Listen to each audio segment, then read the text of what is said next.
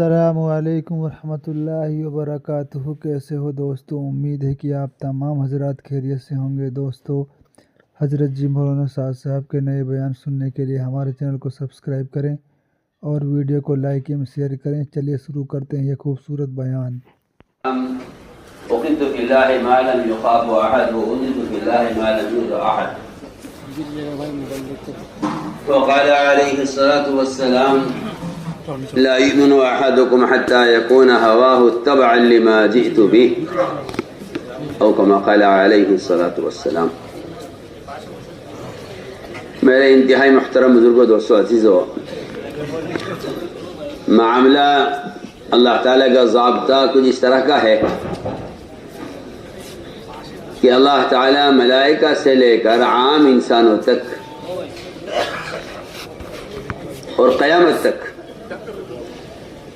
اللہ رب العزت اپنے کچھ بندوں پر اپنے احکام کو دنیا میں قائم کرنے کا بوجھ ڈالتے ہیں۔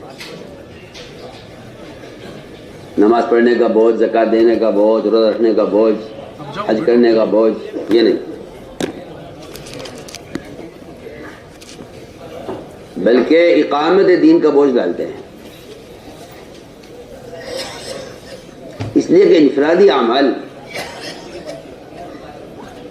یہ کسی درجہ بھی ملامت کیے جانے کا سبب نہیں ہے، کیونکہ قرآن نے ملامت کو جہاد کے ساتھ جوڑا ہے، عبادت کے ساتھ نہیں جوڑا۔ عبادت کو، ملامت کو عبادت کے ساتھ نہیں جوڑا، بلکہ دور جاہلیت میں بھی عبادت کرنے والوں کو کفار ان کی تعظیم کرتے تھے اور ان کا بڑا احترام کرتے تھے، یہاں تک کہ وہ ان کے نزدیک ایک خاص مخلوق سمجھے جاتے تھے۔ آج بھی باطل اور کفر میں کا مزاج ہے کہ ان میں سے جو جتنا مجاہدہ وہ کرے گا، عبادت کرے گا، وہ اس کو اپنا خدا بنا لیں گے۔ میں ایک بہت بنیادی بات عرض کر رہا ہوں، ملامت کا جو اصل تعلق ہے وہ اقامت دین سے ہے، وہ اقامت دین سے ہے۔ آپ قرآن کی آیت پر غور کریں، یجاہدون فی سبیل اللہ ولا یخافون لومۃ لائم۔ اس سے معلوم ہوتا ہے کہ ملامت کا جو اصل سبب ہے ملامت کیے جانے کا، اس کا تعلق اقامت دین اور احیاء سنت سے ہے۔ اس لیے اتباع سنت پر 100 شہیدوں کا اجر نہیں ہے، احیاء سنت پر ہے۔ کس پر ہے؟ احیاء سنت پر۔ اتباع سنت دین ہے، اتباع سنت دین ہے، احیاء سنت جہاد ہے۔ اتباع سنت اور احیاء سنت جہاد ہے، اور یہ بات خدا کی قسم 100 بار اللہ کی قسم کھا کر کہا جا سکتا ہے کہ اتباع سنت سے صرف سنتیں باقی نہیں رہیں گی، سنتوں کا کے بقا کے لیے احیاء سنت لازم ہے۔ اس کے لیے احیاء سنت لازم ہے۔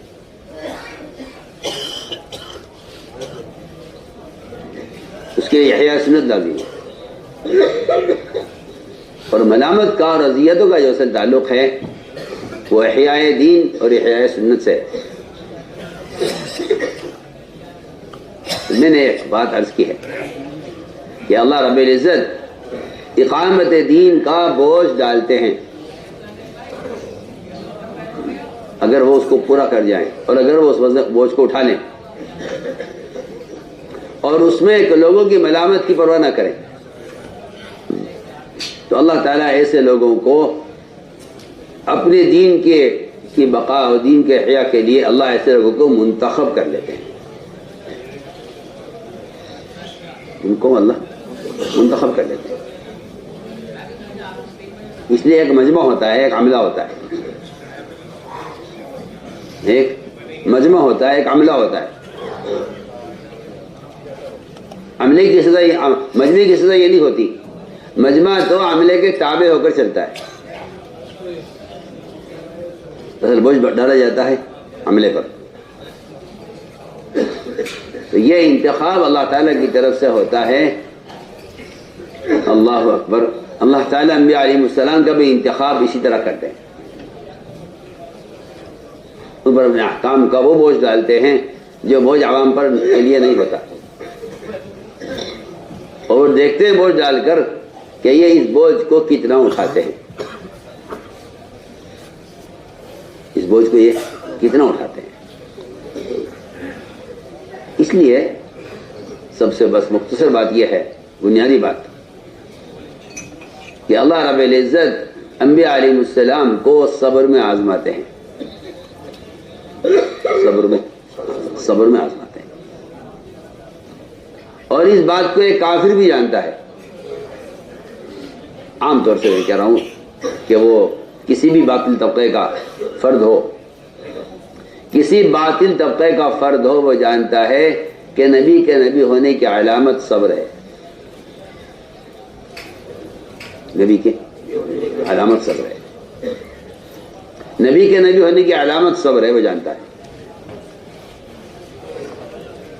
بلقیس جانتی تھی کہ نبی اور بادشاہ میں کیا فرق ہے. اس نے نبی اور بادشاہ کے درمیان کے فرق کو مال میں آزما کر دیکھا ہے کہ اگر یہ ہدیہ قبول کریں تو یہ بادشاہ ہیں، رد کریں تو یہ نبی ہے. اسے اتنا معلوم ہے کہ نبی مال رد کر دیں گے اور بادشاہ مال قبول کر لیں گے. زید بن سعنہ کو معلوم تھا کہ نبی کے نبی ہونے کی علامت یہ ہے کہ ان کو جتنا ستایا جائے گا ان کے علم میں اور برداشت میں اضافہ ہوگا. زید بن سعنہ انہیں معلوم تھا کہ ان کو ستا کر دیکھا جائے کہ یہ نبی ہیں یا نبی نہیں ہیں. میں نے عرض کیا کہ صبر انبیاء علیہ السلام کی ایک ایسی علامت ہے کہ غیر جانتے ہیں کہ نبی کے نبی ہونے کی علامت صبر ہے. ان کو بتکلف ستاؤ اور پریشان کر کے دیکھو کہ یہ ہمارے ساتھ جوابی کارروائی کیا کرتے ہیں.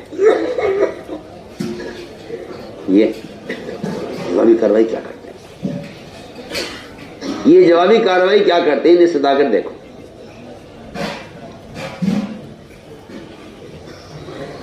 زید بن سعنہ یہودی عالم تھے، آپ صلی اللہ علیہ وسلم کی بعثت کی بھی خبر تھی اور آپ کے آنے کے زمانے کی بھی خبر تھی اور آپ صلی اللہ علیہ وسلم کے حلیے کی بھی خبر تھی. لیکن کچھ چیزیں ایسی ہوتی ہیں جو لوگوں سے معاملہ کیے بغیر ظاہر نہیں ہوتی، اور بتکلف لوگوں کو ستائے بغیر بلا وجہ اندازہ نہیں ہوتا کہ یہ صبر کے کس درجے پر ہیں.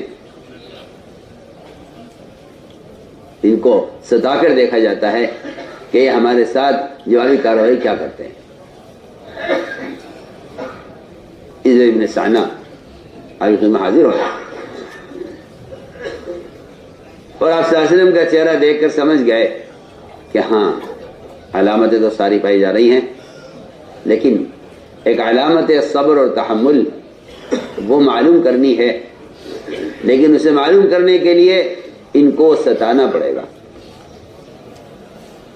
اور ان کے ساتھ بالکل ظلم اور زیادتی کرنی پڑے گی. ان کے ساتھ ظلم اور زیادتی کرنی پڑے گی.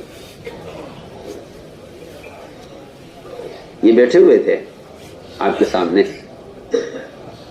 بہانہ بنا ایک کہ اچانک ایک شخص آیا، بنا کے عرض کیا کہ فلاں علاقے میں کچھ لوگ اسلام میں نئے داخل ہوئے تھے، وہ قحط سالی میں مبتلا ہو گئے ہیں، اگر فوراً کی مدد نہ کی گئی تو وہ اسلام سے گھبرا کر نکل نہ جائیں، لہذا ان کی مدد کی جائے. اس لیے کہ مسلمانوں کی اجتماعیت کی مثال حدیث میں جسم کے اعضاء سے دی گئی ہے. اور اس طرح اعضاء سے دی گئی ہے کہ اگر بدن کے آخری عضو پیر کے انگوٹھے میں زخم ہو تو پوری رات آدمی بے چین ہوتا ہے، سارا جسم اس سے متاثر ہوتا ہے اور آنکھ اس کے لیے جاگتی ہے۔ انہوں نے آ کے جب عرض کیا تو آپ نے فوراً صحابہ سے فرمایا کہ ان کی مدد کے لیے کوئی انتظام ہے؟ صحابہ نے کہا جی ہمارے پاس کچھ نہیں ہے۔ آپ صلی اللہ علیہ وسلم نے صحابہ سے سوال کیا کہ ان کی مدد کے لیے کوئی انتظام ہو۔ زید بن ثانیہ بیٹھے ہوئے تھے، انہیں اس سے بہتر موقع نہ لگا، انہوں نے خیال کیا کہ اگر میں اس وقت ان کو بطور قرض مال دے دوں، انہیں بطور قرض میں مال دے دوں اور میں اس قرض کا وقت سے پہلے ان سے مطالبہ کروں تو دیکھتا ہوں کہ پھر یہ میرے ساتھ کیا معاملہ کرتے ہیں۔ چنانچہ روایت میں ہے کہ ثانیہ نے آپ کو سونا پیش کیا کہ میں آپ کو پیسہ قرض دے رہا ہوں، آپ ان کی مدد کر دیجیے اور میں اس کے بدلے میں فلاں تاریخ میں اتنی کھجوریں آپ اس کے بدلے میں دیں گے۔ تو میں ٹھیک ہے، آپ نے وہ سونا لیا اور ان کے مسلمانوں کی مدد کی اور ایک تاریخ آپ نے لکھ کر دے دی کہ اس تاریخ میں ہم آپ کو اتنی اتنی کھجوریں اس کے بدلے میں دیں گے۔ یہ ایک معاملہ کر لیا۔ ابھی اس قرض کے ادا کرنے میں 3 دن باقی تھے۔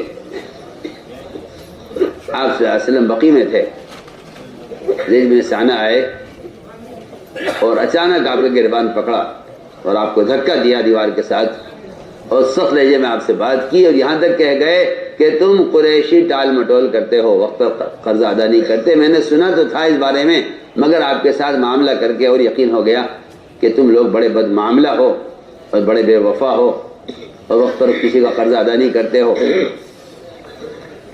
حضرت عمر کو معلوم تھا کہ 3 دن باقی ہیں۔ عمر رضی اللہ تعالیٰ عنہ نے تلوار نکالی۔ میں بہت ہی ضرور بات کر رہا تھا۔ فساد اور فتنوں کی آگ وہاں بھڑکتی ہے جہاں لوگ اپنے حمایتیوں کو تھپکی دیتے ہیں اور اپنے حمایتیوں کا ساتھ دیتے ہیں اور اپنے حمایتیوں پر احسان کرتے ہیں، اپنے حمایتیوں کی تعریف کرتے ہیں۔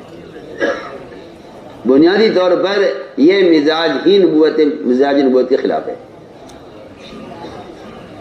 یہ مزاج نبوت کی مزاج کے خلاف ہے۔ آپ اپنے مقابلہ کرنے والے کفار قیدیوں کے ساتھ ایسے حسن سلوک کی بار بار تاکید کر رہے صحابہ کو کہ یہ تمہارے ہاتھ میں کوئی آ جائے تو پھر تم انتقام کو مت سوچنا بلکہ ان کے اکرام کو سوچنا، بجائے انتقام کو سوچنے کے ان کے اکرام کو سوچنا کہ یہ موقع ہے ان کے اکرام کرنے کا، یہ موقع ہے ان کا اکرام کرنے کا موقع یہ ہے۔ عمر رضی اللہ عنہ نے تلوار سے دھمکی دی، اسے قتل کی۔ تو آپ صلی اللہ علیہ وسلم نے عمر کو سے فرمایا عمر یہ تم نے کیا کیا؟ عمر یہ تم نے کیا کیا؟ تو مجھ سے کہتے میں اس کا حق ادا کروں، مجھ سے کہتے اور اس سے کہتے کہ اسلام میں اپنے حق کے مطالبہ کرنے کا طریقہ یہ نہیں ہے جو آپ نے اختیار کیا ہے، اس کو تم طریقہ اسلام کے طریقے کی تعلیم دیتے اور مجھے اس کا حق ادا کرنے کا حکم دیتے۔ جاؤ عمر لے جاؤ ان کو ان کا حق دو۔ میں آپ کو بتانا چاہتا ہوں کہ احسان کیا ہے۔ احسان یہ نہیں ہے، احسان کا کمال یہ نہیں ہے کہ آپ اپنے محسنین پر احسان کر لیں، احسان کا کمال یہ نہیں کہ آپ محسنین پر احسان کریں، احسان کا کمال یہ بھی نہیں ہے کہ آپ کسی اجنبی آدمی پر احسان کریں، احسان کا کمال یہ بھی نہیں ہے کہ آپ کسی اجنبی آدمی پر احسان کریں، احسان کا کمال یہ ہے کہ آپ ستانے والوں پر ان کی اذیت کے بدلے میں احسان کریں، ستانے والوں پر ان کی اذیت کے بدلے میں احسان کر کے دکھلائیں۔ یہ کہ معاملہ برابر برابر ہو جائے، تو اس سے تو نبی کے مقصد کا تعارف نہیں ہوتا کہ یہ چاہتے کیا ہے۔ آپ کو ستانے والے عاجز آ گئے تھے کہ یہ بندہ ہم سے آخر چاہتا کیا ہے، یعنی ان کے جو ذہن آخر کی طرف پلٹے ہیں اس کی بنیادی وجہ یہ ہے اصل کہ اگر ہم سے دنیا چاہتا تو دنیا ہم سے لیتا، اگر یہ منصب چاہتا تو ہم سے منصب لیتا۔ یہ انتقام نہیں لیتے اور یہ ستانے کے بدلے میں احسان کرتے ہیں، آخر چاہتے کیا ہے۔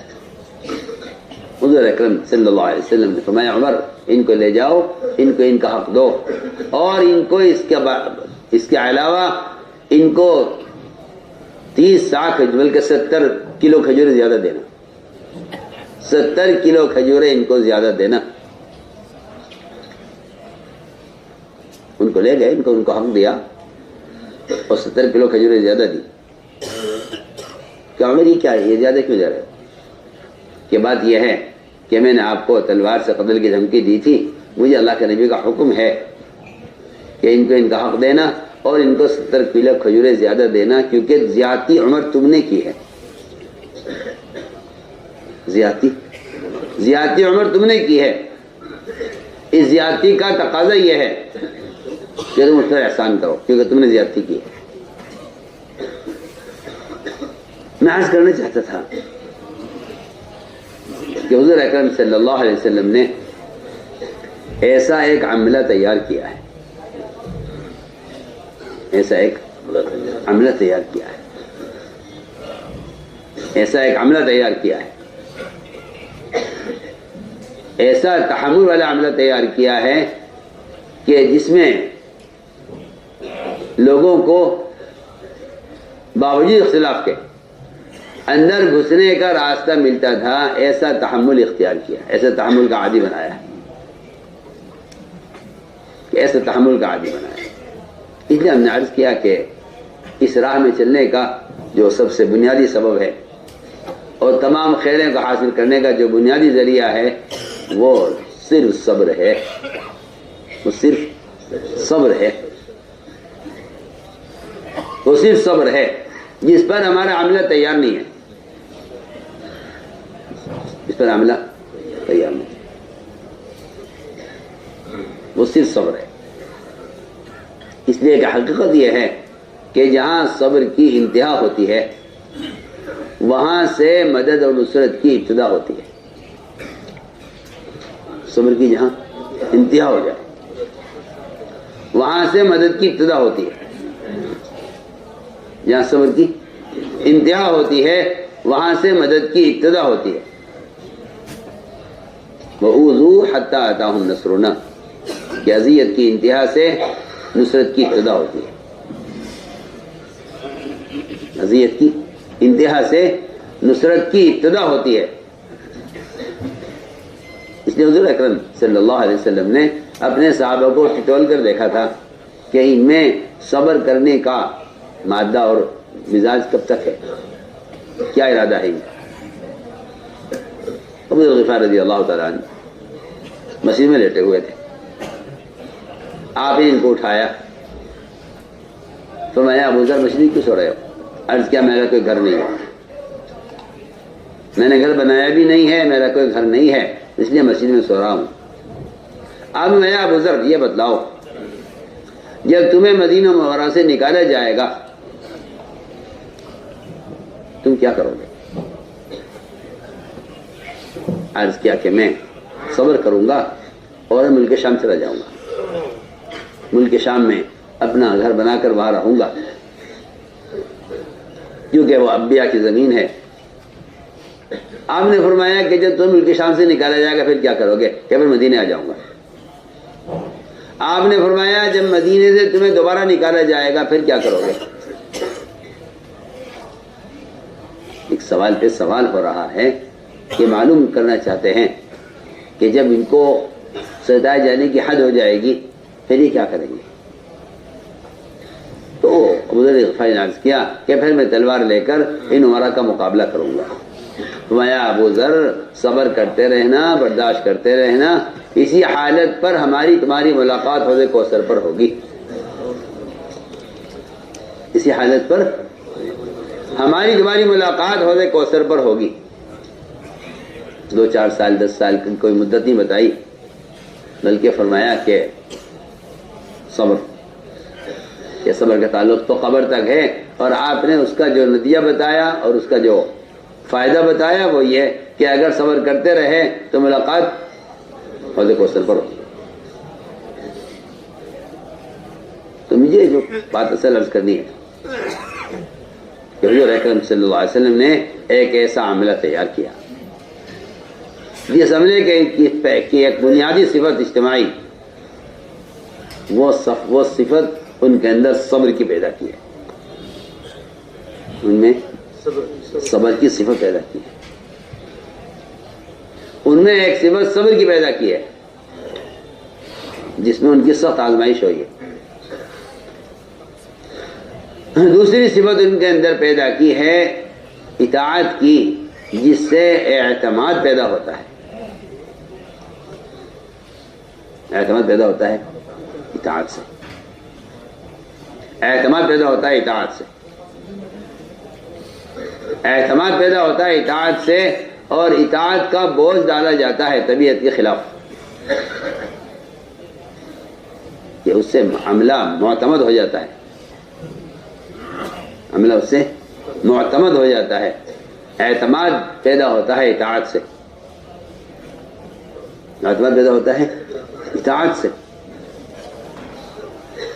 اور اس میں حالات اور طبیعت کے خلاف ایسے سخت امتحان آتے ہیں کہ اس سے فیصلہ ہو جاتا ہے کہ ہاں یہ معاملہ معتمد ہے. کیونکہ ایک طرف حق کو قائم کرنے والوں کے لیے ایک طرف ملامت کرنے والے ہوتے ہیں، ایک طرف تو ملامت کرنے والے ہوتے ہیں، اور دوسری طرف ان کے اس غلط طریقے پر عمل کرنے میں ان کی تعریف کرنے والے بھی ہوتے ہیں، جو ان کی غلط اقدام کی تعریف کرتے ہیں اور ان کے صحیح اقدام پر ان کو ملامت کرتے ہیں. فرمایا مخلصین وہ لوگ ہوتے ہیں، مخلصین وہ لوگ ہوتے ہیں جو کسی کی تنقید سے متاثر نہیں ہوتے اور تعریف کرنے سے وہ ان کو خوشی نہیں ہوتی. ویسے مخلصین لوگ ہوتے ہیں جو کسی کی ملامت کی، حق کے بارے میں کسی کی ملامت کی پرواہ نہیں کرتے، حق کے بارے میں کسی کی ملامت کی پرواہ نہیں کرتے. وہ ایک ایسا معتمد عملہ ہوتا ہے جو حق کے بارے میں کسی کی ملامت کی پرواہ نہیں کرتا. حضور اکرم صلی اللہ علیہ وسلم نے ایسا ایک مجموعہ تیار کیا تھا صحابہ کا. اللہ اکبر. میں اسی کو عرض کر رہا ہوں کہ صبر کی آزمائش، صبر کی آزمائش اطاعت میں ہوتی ہے، صبر کی آزمائش اطاعت میں ہوتی ہے کہ ہم ان سے ایسا کام کروائیں گے کہ جس کا کرنا ان کے لیے انتہائی بھاری مشکل ہوگا. غور کریں سعد رضی اللہ تعالیٰ عنہ، ادھر سارا مسئلہ بنو قریظہ کا، قوم کے سردار، آپ صلی اللہ علیہ وسلم نے معاملہ ان کے سپرد کر دیا. فرمایا کہ تم جو فیصلہ کرو ہمیں منظور ہے. میری بات بے انتہا توجہ چاہتی ہے. سوال اس بات کا ہے کہ یہ ہم سے قوم کی سفارش کرتے ہیں یا قوم کے خلاف ہماری چاہت کے مطابق فیصلہ کرتے ہیں.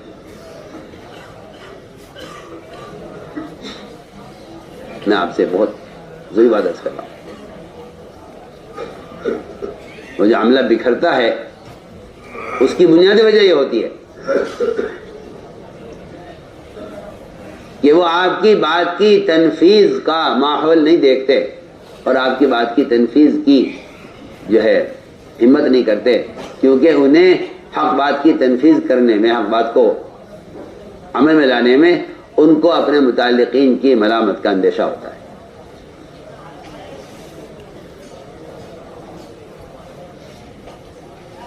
انہیں اپنے متعلقین کی ملامت کا اندیشہ ہوتا ہے کہ میں نے ان کو ہم کیا جواب دیں گے. ہم عرض کرنا چاہتے ہیں کہ حضور اکرم صلی اللہ علیہ وسلم نے اپنا عملہ تیار کرنے میں اللہ اکبر ان پر ایسا بوجھ ڈالا ہے عملے پر، اس سے صاف بات ہو گئی کہ یہ قوم کی ملامت کی ان کو کوئی پرواہ نہیں ہوگی۔ حضرت سعد رضی اللہ تعالیٰ عنہ کے ذمہ کر دیا کہ آپ جو فیصلہ کریں ہمیں منظور ہے۔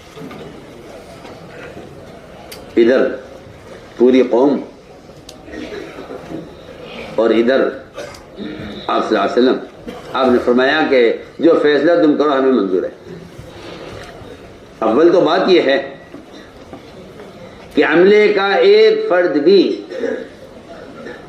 بھی اتنا معتمد ہے کہ پوری قوم ایک طرف ہوگی اور یہ سعد رضی اللہ تعالیٰ عنہ یہ ہماری چاہت کے مطابق قوم کے خلاف فیصلہ کریں گے، انہیں سے کوئی پرواہ نہیں ہوگی کہ قوم مجھے کیا کہے گی، میرے قوم کے ساتھ معاملات ہیں، ہمارے تعلقات ہیں، ہماری رشتہ داریاں ہیں، ان کا کیا ہوگا؟ کچھ نہیں۔ میں عرض کرنا چاہتا ہوں کہ حضور اکرم صلی اللہ علیہ وسلم نے ایسا عملہ تیار کیا تھا کہ کہیں سے کوئی تعلق، کوئی رشتہ داری، کوئی قرابت داری، کوئی تجارتی تعلقات، آپسی معاملات، کون سی چیز ایسی ہے جو حق کے نافذ کرنے میں رکاوٹ بن سکتی ہو، اس سب کو آپ نے کٹوایا ہے، اس سب کو آپ نے کٹوایا ہے۔ میں آپ سے بہت ضروری بات درج کر رہا ہوں، سب کو کٹوایا۔ فرمایا کہ تم میں اگر تو کوئی شخص اس وقت تک مومن ہو نہیں سکتا جب تک اس کے دل کی تمام چاہتیں اور اس کی چاہت کے تمام رشتے سب کے سب کٹ کر صرف محمد صلی اللہ علیہ وسلم اور اللہ کے تعلق باقی نہ رہ جائے، اس وقت تک تم مومن نہیں ہو سکتے۔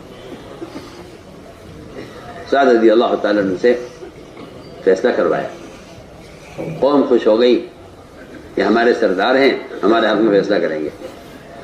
ادھر آپ صلی اللہ علیہ وسلم اور صحابہ، ادھر پوری قوم، درمیان میں سواری پر حضرت سعد رضی اللہ تعالیٰ عنہ آپ کی طرف چہرہ نہیں کیا شرم کی وجہ سے، اور قوم کی طرف منہ کر کے پوچھا، آپ صلی اللہ علیہ وسلم سے خطاب آپ کو کر رہے، بات آپ سے کر رہے، چہرہ کر رکھا ہے قوم کی طرف،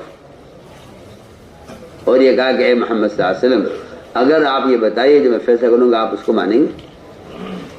یہ معمولی بات ہے، یہ معمولی بات ہے رسول کے سامنے یہ کہنا کہ جب میں فیصلہ کروں گا آپ مانیں گے، اور اتنا معتمد فرد ہے کہ ساری قوم ایک طرف ہے، لیکن آپ نے فرمایا سعد جو فیصلہ تم کرو گے ہم مانیں گے۔ سوچئے آپ، میں تو آپ کو ایک بہت ہی اہم مثال دے رہا ہوں۔ ہم بہت معمولی چیزوں میں یہ کہتے ہیں کہ نہیں یہ بات چلنے والی نہیں ہے، تو اس کو ہمارا طبقہ اس کو لے گا نہیں، اور وہاں اللہ اکبر، وہاں غور کیجئے کہ وہاں سعد رضی اللہ تعالی عنہ، ادھر پوری قوم، اور آپ نے معاملوں کے حوالے کر دیا کہ تم جو فیصلہ کرو۔ ادھر قوم سے کہا کہ جو فیصلہ میں کروں گا تم مانو گے؟ اس وقت چہرہ کیا آپ صلی اللہ علیہ وسلم کی طرف، یہ بہت ہی ضروری بات ہے، چہرہ آپ کی طرف کیا۔ اس کا مطلب یہ تھا کہ نبی جی قوم جو بھی چاہے مگر میرا چہرہ قوم کی رائے کے موقع پر آپ کی طرف رہے گا۔ میں بہت ضروری بات عرض کر رہا ہوں، میں تیری بات کو سمجھنا بہت مشکل ہے مگر مجھے کہنا ہے۔ جب فیصلہ ہو رہا ہے نبی کی چاہت کے مطابق تو کہہ دیا کہ آپ نے مایا کہ عرض کیا کہ جو فیصلہ میں کروں گا آپ کو منظور ہوگا، اس وقت چہرہ قوم کی طرف ہے، یہ بتانے کے لیے کہ ہاں کہ تم خوش نہ ہونا کہ میں رسول سے پوچھ رہا ہوں کہ میں فیصلہ کروں گا آپ کو منظور ہوگا، یہ فیصلہ رسول کا قوم کے خلاف جائے گا، اس لیے قوم کی طرف دیکھا ہے۔ اور جب آپ کی طرف دیکھ رہے تھے تو قوم سے پوچھ رہے تھے کہ فیصلہ میں کروں گا تو منظور ہوگا؟ قوم نے کہا کہ ہمیں آپ کا فیصلہ، ہمارے سردار ہیں اور آپ ہمارے ساتھ وہی کریں گے جس کی ہمیں آپ سے امید ہے۔ فیصلہ یہ کیا سعد رضی اللہ تعالیٰ عنہ نے کہ اس قوم کو جڑ سے ختم کر دیا جائے، اس کے مال غنیمت بنا کر تقسیم کر دیا جائے، اس کے جوانوں کو قتل کر دیا جائے اور ان کی بیوی ان کی عورتوں کو باندیاں بنا کر تقسیم کر دیا جائے، ان کی اولادوں کو غلام بنا کر صحابہ میں تقسیم کر دیا جائے، اس قوم کو جڑ سے ختم کر دیا جائے جو اللہ کے رسول کے مقابلے پر آئے۔ یہ ہمارا فیصلہ ہے۔ کوئی ہے نہیں صحابہ میں ایسا جس کے موت پر عرش ہل گیا ہو۔ آپ اندازہ کریں حضور اکرم صلی اللہ علیہ وسلم اتنا تیز دوڑ کر گئے ان کے جنازے میں کہ صحابہ کی چادریں گر گئی ان کے کندھوں سے اور تسمے ٹوٹ گئے ان کے پیروں میں، چپلوں کے تسمے ٹوٹ گئے۔ صحابہ نے کہا اتنا کیوں ہم لپک کر چلے؟ آپ نے فرمایا ہمیں اس بات کا ڈر تھا کہ ہمارے پہنچنے سے پہلے کہیں فرشتے سعد کو غسل نہ دے دیں، ہم چاہتے تھے کہ ان کے غسل میں شرکت ہو جائے۔ وہاں پہنچے آپ صلی اللہ علیہ وسلم تو دروازے کی چوکھٹ پکڑ کر باہر کھڑے رہے، اندر داخل نہیں ہو رہے تھے۔ جنازہ رکھا ہوا تھا کمرے میں، کوئی تھا نہیں، کمرہ خالی تھا، لیکن آپ صلی اللہ علیہ وسلم باہر کھڑے رہے اس خیال سے کہ کمرہ بھرا ہوا ہے، کہیں داخل ہونے کی جگہ نہیں ہے۔ صحابہ نے کہا آپ آگے کیوں نہیں بڑھتے، اندر تشریف لائیں، کمرہ تو خالی ہے۔ آپ نے کچھ دیر انتظار کرنے کے بعد اس طرح پیر اٹھایا جیسے آپ کسی کو پھلانگ کر اندر داخل ہو رہے ہوں، اور بڑی مشکل سے آپ نے پنجر ٹکایا ایک جگہ۔ صحابہ دیکھ رہے تھے کہ خالی کمرے میں آپ اس طرح کیوں چل رہے ہیں۔ صحابہ نے عرض کیا کہ اللہ کیا بات ہے، آپ اس طرح کیوں چل رہے تھے؟ آپ نے فرمایا کمرہ ملائکہ سے اتنا بھرا ہوا تھا کہ کہیں پیر رکھنے کی گنجائش نہیں تھی، ایک فرشتے نے اپنا پر سمیٹا تو مجھے پیر رکھنے کی جگہ ملی۔ سوچیے آپ، میں آپ کو یہ مثال اس لیے دے رہا ہوں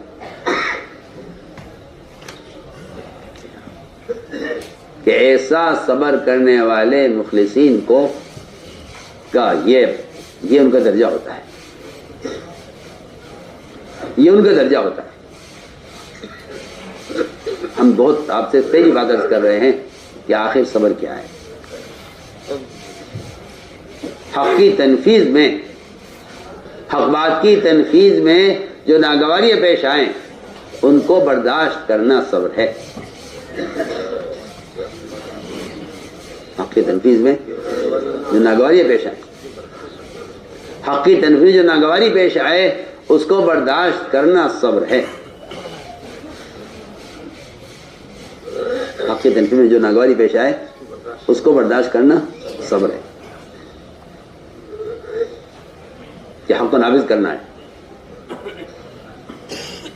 حق کو نافذ کرنا ہے، اس کی تنفیذ میں جو ناگواری پیش آئے اس کا برداشت کرنا صبر ہے۔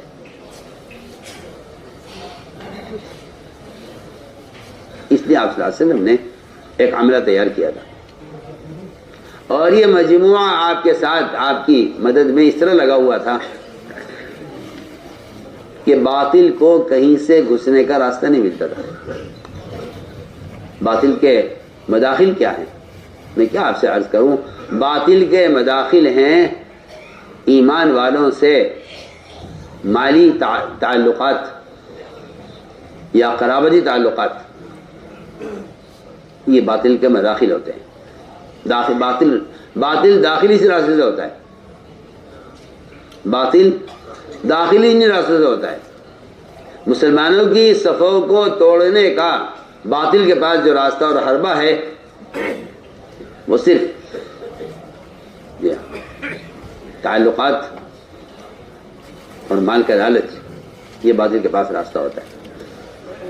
میں عرض کرتا ہوں کہ حضور اکرم صلی اللہ علیہ وسلم نے ایک معتمد عملہ تیار کیا، ایک معتمد عملہ تیار کیا، وہ آپ کی بات کی تنفیذ میں کسی کی ملامت کی پرواہ نہیں کرتا تھا۔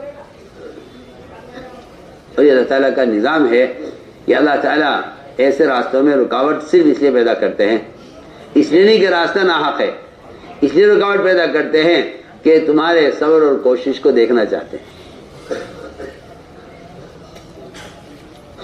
اس لیے ان واقعات پر غور کرنا چاہیے، ان واقعات پر غور کرنا چاہیے کہ کہاں کہاں صحابہ کرام نے اپنے تعلقات کو کاٹ کر اور آپ صلی اللہ علیہ وسلم کی بات کی تنفیذ کی ہے، ان واقعات پر غور کرنا چاہیے۔ ابو سفیان، مکہ والوں نے ان کو اپنا متکلم بنایا، مکے والے اپنا متکلم بنایا اور ان کو اپنا وکیل بنایا، اور آپ سازی خضر نے کہہ کر بھیجا کہ آپ صلح کی مدت کو بڑھا دیں، ہماری قوم خطرے میں ہے، قوم خطرے میں ہے، آپ صلح کی مدت میں توسیع کر دیں۔ اللہ نے آپ کو بتا دیا کہ ابو سفیان آ رہے ہیں، کفار کی طرف سے ایک مطالبہ لے کر آپ نمایاں صحابہ سے کہ دیکھو ابو سفیان آ رہے ہیں، ابو سفیان آ رہے ہیں ایک مطالبہ لے کر، اس کو راضی کر کے اور اس کو مایوس کر کے بھیجنا ہے۔ حالانکہ معاملہ کوئی اتنا آسان نہیں تھا، معاملہ جو سخت تھا کہ ان کے قریبی رشتہ دار، ان کے خاص متعلقین، ان کے باپ، ان کے بھائی، ان کے خونی رشتے خطرے میں تھے۔ آپ جب چاہتے حملہ کر دیتے، اس لیے کہ قریش نے بدعہدی کی تھی، قریش نے بدعہدی کی، پھر ڈرے اور آپ سے درخواست کی رشتہ داری کا واسطہ دے کر کہ آپ صلح کی مدت میں توسیع کریں۔ ابو سفیان مطالبہ لے کر آئے، پہلے سب سے پہلے خیال یہ ہوا کہ ان کے مشیر خاص ہیں ابوبکر صدیق رضی اللہ تعالیٰ عنہ، نرم دل آدمی ہیں، ان سے بات کی جائے۔ میں بہت ضروری بات عرض کر رہا ہوں، عملے کو کیسے توڑنا ہے، کفار اس کے بڑے ماہر تھے جی، عملے کو کیسے توڑنا ہے، اور مرکزی مقام سے عملے کا، ان کے عملے کا مرکزی مقام سے تعلق کیسے توڑا جائے، میں اس کے لیے بہت ضروری بات آپ سے عرض کر رہا ہوں۔ کیونکہ ایک مجموعہ منتخب ہوتا ہے ہر زمانے میں دینی تنظیموں اور دینی تحریکوں کی حفاظت کے لیے اور ان کی جو ہے ان کے قیام کے لیے، میں بہت ضروری بات عرض کر رہا ہوں۔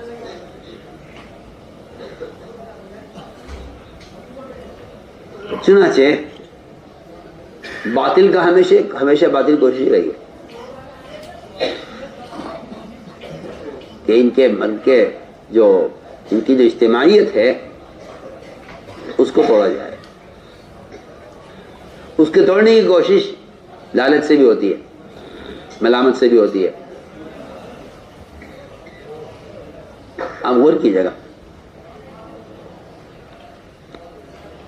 جب کعب بن مالک رضی اللہ تعالیٰ کے ساتھیوں کے ساتھ اللہ تعالیٰ کی، اللہ کے رسول کی ناراضگی ہوئی اللہ کے راستے میں نکلنے میں، صرف تاخیر پر، انکار پر نہیں، صرف تاخیر پر، تو غسان بادشاہ نے خط لکھا کعب بن مالک کو کہ تم ہمارے پاس آ جاؤ، میں آپ سے کہتا ہوں کہ آپ سیرت پر غور کریں، عملے کو توڑنے کا کفر کے پاس بہترین موقع جب ہوتا ہے جب آپس میں کسی بات پر اختلاف ہو جائے۔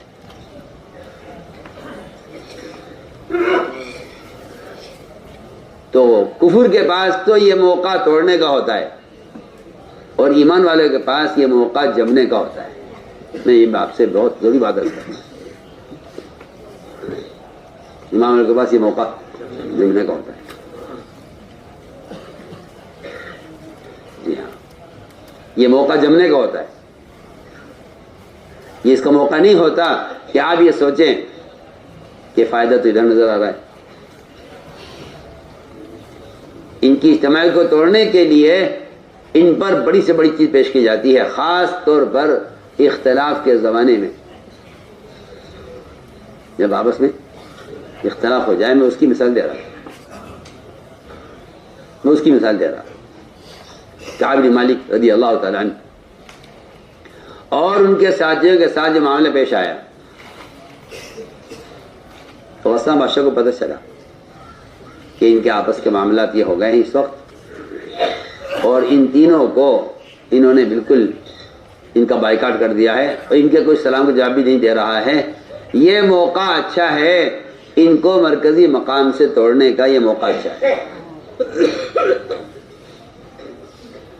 یہ خود بھی یہ سوچیں گے کہ عزت مل رہی ہے وہاں، یہاں ذلت ہو رہی ہے، وہاں استقبال ہو رہا ہے، یہاں بائیکاٹ ہو رہا ہے.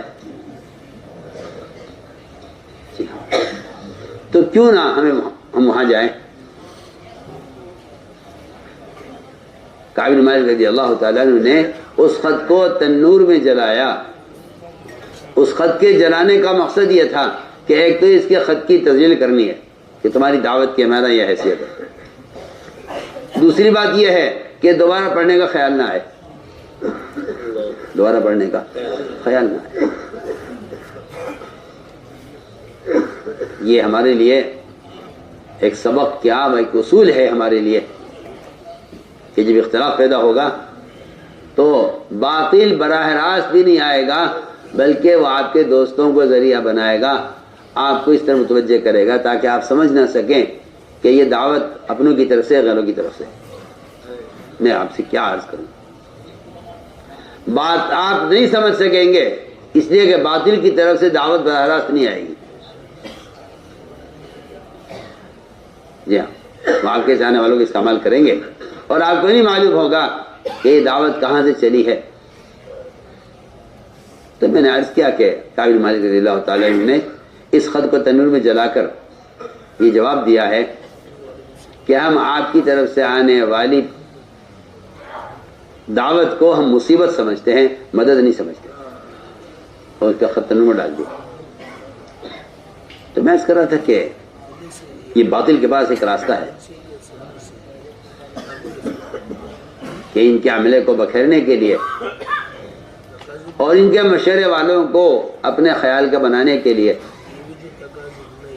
چنانچہ ابو سفیان آئے، آ کر ابو صدیق سے ملاقات کی اور یہ کہا کہ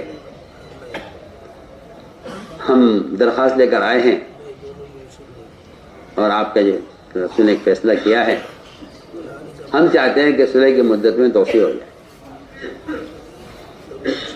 میرا دل چاہتا ہے، میں کہنا چاہتا ہوں کہ عملہ کیسا مجتمع اور ثابت قدم ہوتا ہے. وہ اس دن جواب دیا کہ نہیں، جو فیصلہ اللہ کے رسول کا ہے وہ فیصلہ ہمارا ہے، اس میں تو کوئی تبدیلی نہیں ہوگی. یہ پوری قوم کا مسئلہ ہے، کچھ بھی ہو جو فیصلہ فیصلہ ہے. وہاں سے نکلے تو خیال آیا کہ چلو عمر سے ملاقات کرتے ہیں. میں ایک بات واقعی سوچتا ہوں کہ ہم اپنے مشوروں کے اپنے علاقوں میں اپنے مشوروں اپنے ذمہ داروں کے مشیر ہوتے ہیں یا باہر والوں کے وکیل ہوتے ہیں. سستا سا اپنے امیروں کے مشیر ہوتے ہیں یا باہر کے لوگوں کے وکیل ہوتے ہیں. مشاورت ہے، ہمارے یہاں وکالت نہیں ہے. آپ مشورے میں جو رائے دیں وہ کسی کے وکیل بن کر رائے نہ دیں، بلکہ اپنے امیر کے مشیر اور اپنے امیر کے لیے امین بن کر رائے دیں کہ امانت کا تقاضا ہے یہ رائے. یہ میں آپ کو بتانا چاہتا ہوں کہ صحابہ کرام کے اندر جو ایک صفت تھی، صفت امانت، صفت امانت وہ یہ تھی کہ وہ مشورے میں اپنی قوموں کے وکیل بن کر نہیں بیٹھتے تھے.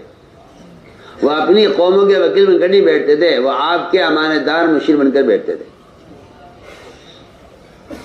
اس لیے آپ دیکھیں گے بعض موقعوں پر صحابہ کرام سے جب ان کے سگے بھائیوں کے بارے میں مشورہ لیا گیا تو کہا جی ہماری تو رائے یہ ہے کہ ہر ایک اپنے رشتے دار کو قتل کرے. ہر ایک اپنے رشتے دار کو قتل کرے. علی سے کہیں کہ عقیل کو قتل کریں، عمر سے کہیں کہ اپنے خاندان کے اپنے آدمی کو قتل کرے. ہر ایک اپنے قرابت دار کو اپنے ہاتھ سے قتل کرے، یہ بتانے کے لیے کہ ہمارے دل میں کفر کی ذرہ برابر محبت ہمارے دل میں نہیں ہے. جی ہاں، اللہ تعالیٰ کو یہ فیصلہ پسند نہیں تھا. ہم دیکھیں تو صحیح کہ آپ کے دل میں محمد صلی اللہ علیہ وسلم کی محبت ہے یا ان سے مقابلہ کرنے والوں سے کوئی تعلق آپ کا باقی نہیں. چنانچہ تمر کے پاس گیا، تمر نے تو سخت جواب دیا، میں کہ تمہارا پچھلا معاہدہ بھی ختم ہو، کوئی نیا عہد کر لو، اللہ اس کو بھی توڑ دے، ہمارا کوئی گنجائش نہیں. جو فیصلہ اللہ کا نبی کا ہے وہ ہمارا فیصلہ ہے. پھر خیال آیا کہ آپ کی بیٹی سے بس فاطمہ سے ملاقات کریں. ان سے جا کر کہا اگر تم ابا جان سے ہماری بات پہنچا دو ان تک اور ہماری سفارش کر دو تو ہم تمہیں ساری عورتوں کا سردار بنا لیں گے. انہوں نے کہا کہ کیا بات کر رہے ہو ابو سفیان، وہ تو جو اللہ کے نبی کا فیصلہ ہمارا فیصلہ ہے. گھر کی عورتوں سے لے کر بیویوں سے لے کر سب کی ایک بات ہوا کرتی تھی، سب کی ایک بات، یہ فیصلہ ہوا ہے. پھر خیال آیا کہ اپنی بیٹی میں حبیبہ ان سے بات کی جائے، اور ظاہر بات ہے کہ وہ بیوی ہے آپ کی اور آپ کو سمجھائے گی اور قوم کا مسئلہ ہے سامنے پیش کرے گی. ان کے پاس گئے، وہ میں حبیبہ کے پاس پہنچے تو فوراً بیٹھنے لگے آپ کے بستر پر، کیونکہ آپ صلی اللہ علیہ وسلم کا گھرانہ ہے، آپ تشریف لے جاتے حبیبہ کے یہاں. وہ جیسے بیٹھنے لگے تو انہوں نے کہا کہ ارے ٹھہر جا، تو ناپاک ہے، مشرک ہے، یہ پاک بستر آپ صلی اللہ علیہ وسلم کے پھر وحی آتی ہے، ابھی ذرا کھڑا رہے، حالانکہ باپ ہے کیا بھی کھڑا رہو. انہوں نے بستر لپیٹا، آپ کا ایک طرف رکھا، میں بیٹھو چارپائی پر، کیا بات ہے، کیسے آنا ہوا؟ کہ بھائی تمہاری پوری قوم کا مسئلہ ہے، تم اللہ کے نبی سے بات کر لو. انہوں نے صاف صاف جواب دیا، کہا کہ نہیں، جو فیصلہ اللہ کے رسول کا فیصلہ ہمارا ہے. جتنے بھی تعلقات ہو سکتے تھے سارے استعمال کر لیے، لیکن سب کی ایک بات، سب کا ایک. تو میں عرض کر رہا تھا کہ اتنا معتمد عملہ تیار کیا گیا تھا اور اتنا معتمد عملہ مجتمع تھا جس سے حق قائم ہوتا ہے، اس سے حق قائم ہوتا ہے. تو ہم نے عرض کیا کہ اصل چیز یہ ہے کہ عملے کے اندر، عملے میں امانت داری ہو، عملے میں امانت داری ہو، عملے امانت داری ہے کہ وہ حق کی بات کو کی تنفیذ کرنے میں اپنے ذاتی تعلقات کی طرف کوئی توجہ نہ دیں. تو اس طرح حضور اکرم صلی اللہ علیہ وسلم نے آپ کے بہت سے صحابہ کے واقعات اس طرح کے ہیں جن میں صحابہ میں ایمان قائم کیا ہے. سارے تعلقات کو کاٹ کر ختم کر دینا صرف محمد صلی اللہ علیہ وسلم کے تعلق کو باقی رکھنے کے لیے، اور اس تعلق کو ثابت کرنے کے لیے سارے تعلقات کو منقطع کرنا. تو میں نے عرض کیا کہ عملہ اس طرح عملہ تیار ہوتا ہے، اس طرح ایک مجموعہ ہوتا ہے جی ہاں، جن کے ذریعے سے اللہ رب العزت حق کو قائم کرتے ہیں. اس لیے ہم نے عرض کیا کہ اس راستے میں ناگواریاں پیش آتی ہیں بہت، اور صحابہ فرماتے ہیں ہم نے ساری خیریں ناگواریوں کے اندر پائی ہیں، ساری خیریں ناگواری میں پائی ہیں. وجدنا خیر فی الکرہ، کہ ہم نے ساری خیریں ناگواری میں پائی ہیں. وہ ناگواریاں پیش آتی ہیں حق کی تنفیذ میں، حق کو نافذ کرنے میں ناگواریاں پیش آتی ہیں. اس لیے ہم نے پہلی بات عرض کی ہے کہ سب سے بنیادی صفت صبر ہے، بنیادی صفت صبر ہے کہ ناگواریوں پر آدمی صبر کر لے.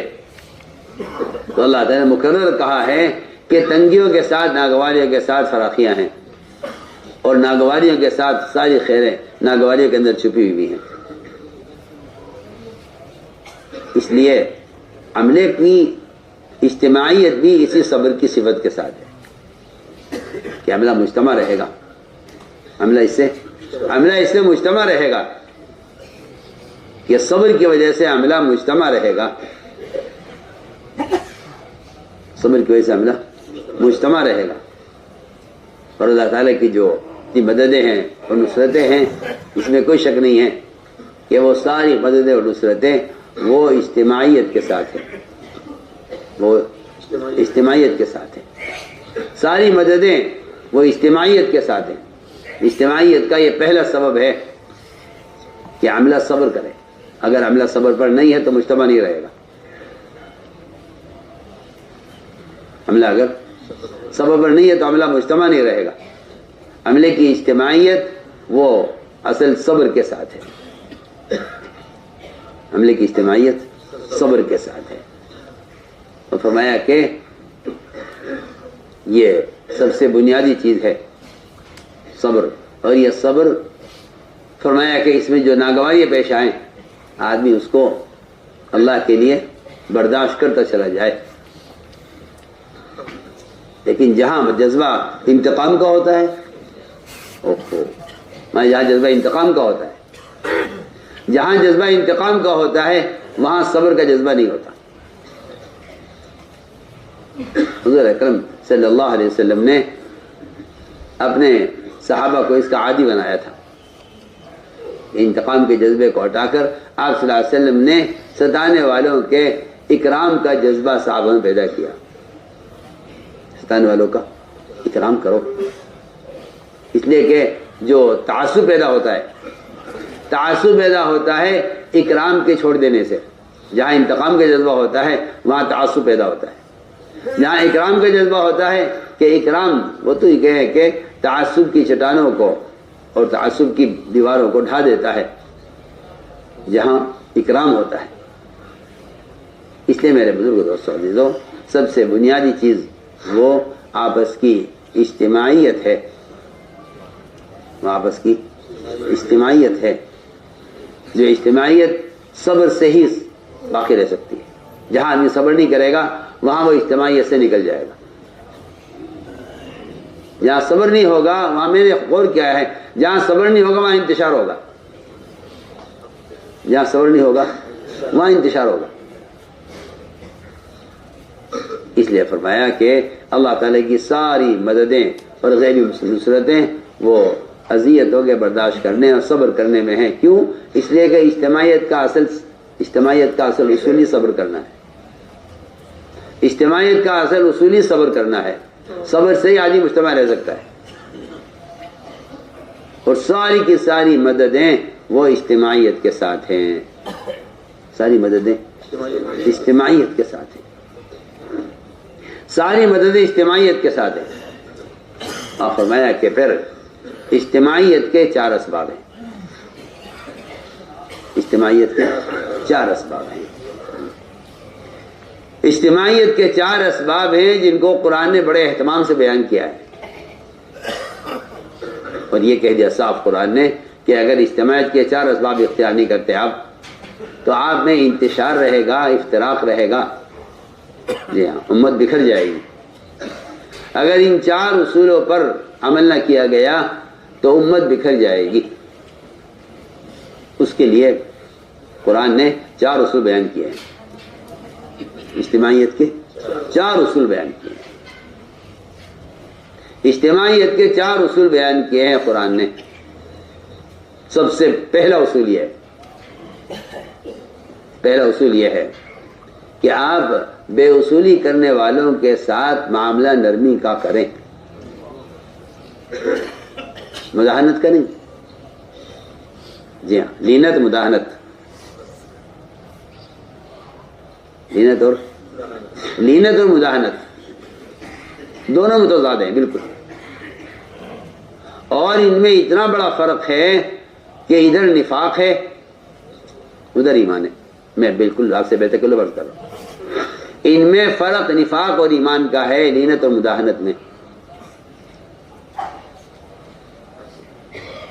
لینت اور مداحنت میں فرق ایمان و نفاق کا ہے۔ سنیے آپ، آپ بے اصولی کو دیکھ کر مداحنت اختیار کریں. کیا مداحنت؟ میں آپ کو بتاؤں مداحنت کیا ہے. مداحنت یہ ہے کہ آپ کسی شخص کی بے اصولی پر سے اس لیے نظر ہٹا لیں کہ اگر میں نے اس کو ٹوکا یا میں نے اس کو اصول بتلایا تو میرے اس کے تعلقات خراب ہو جائیں گے.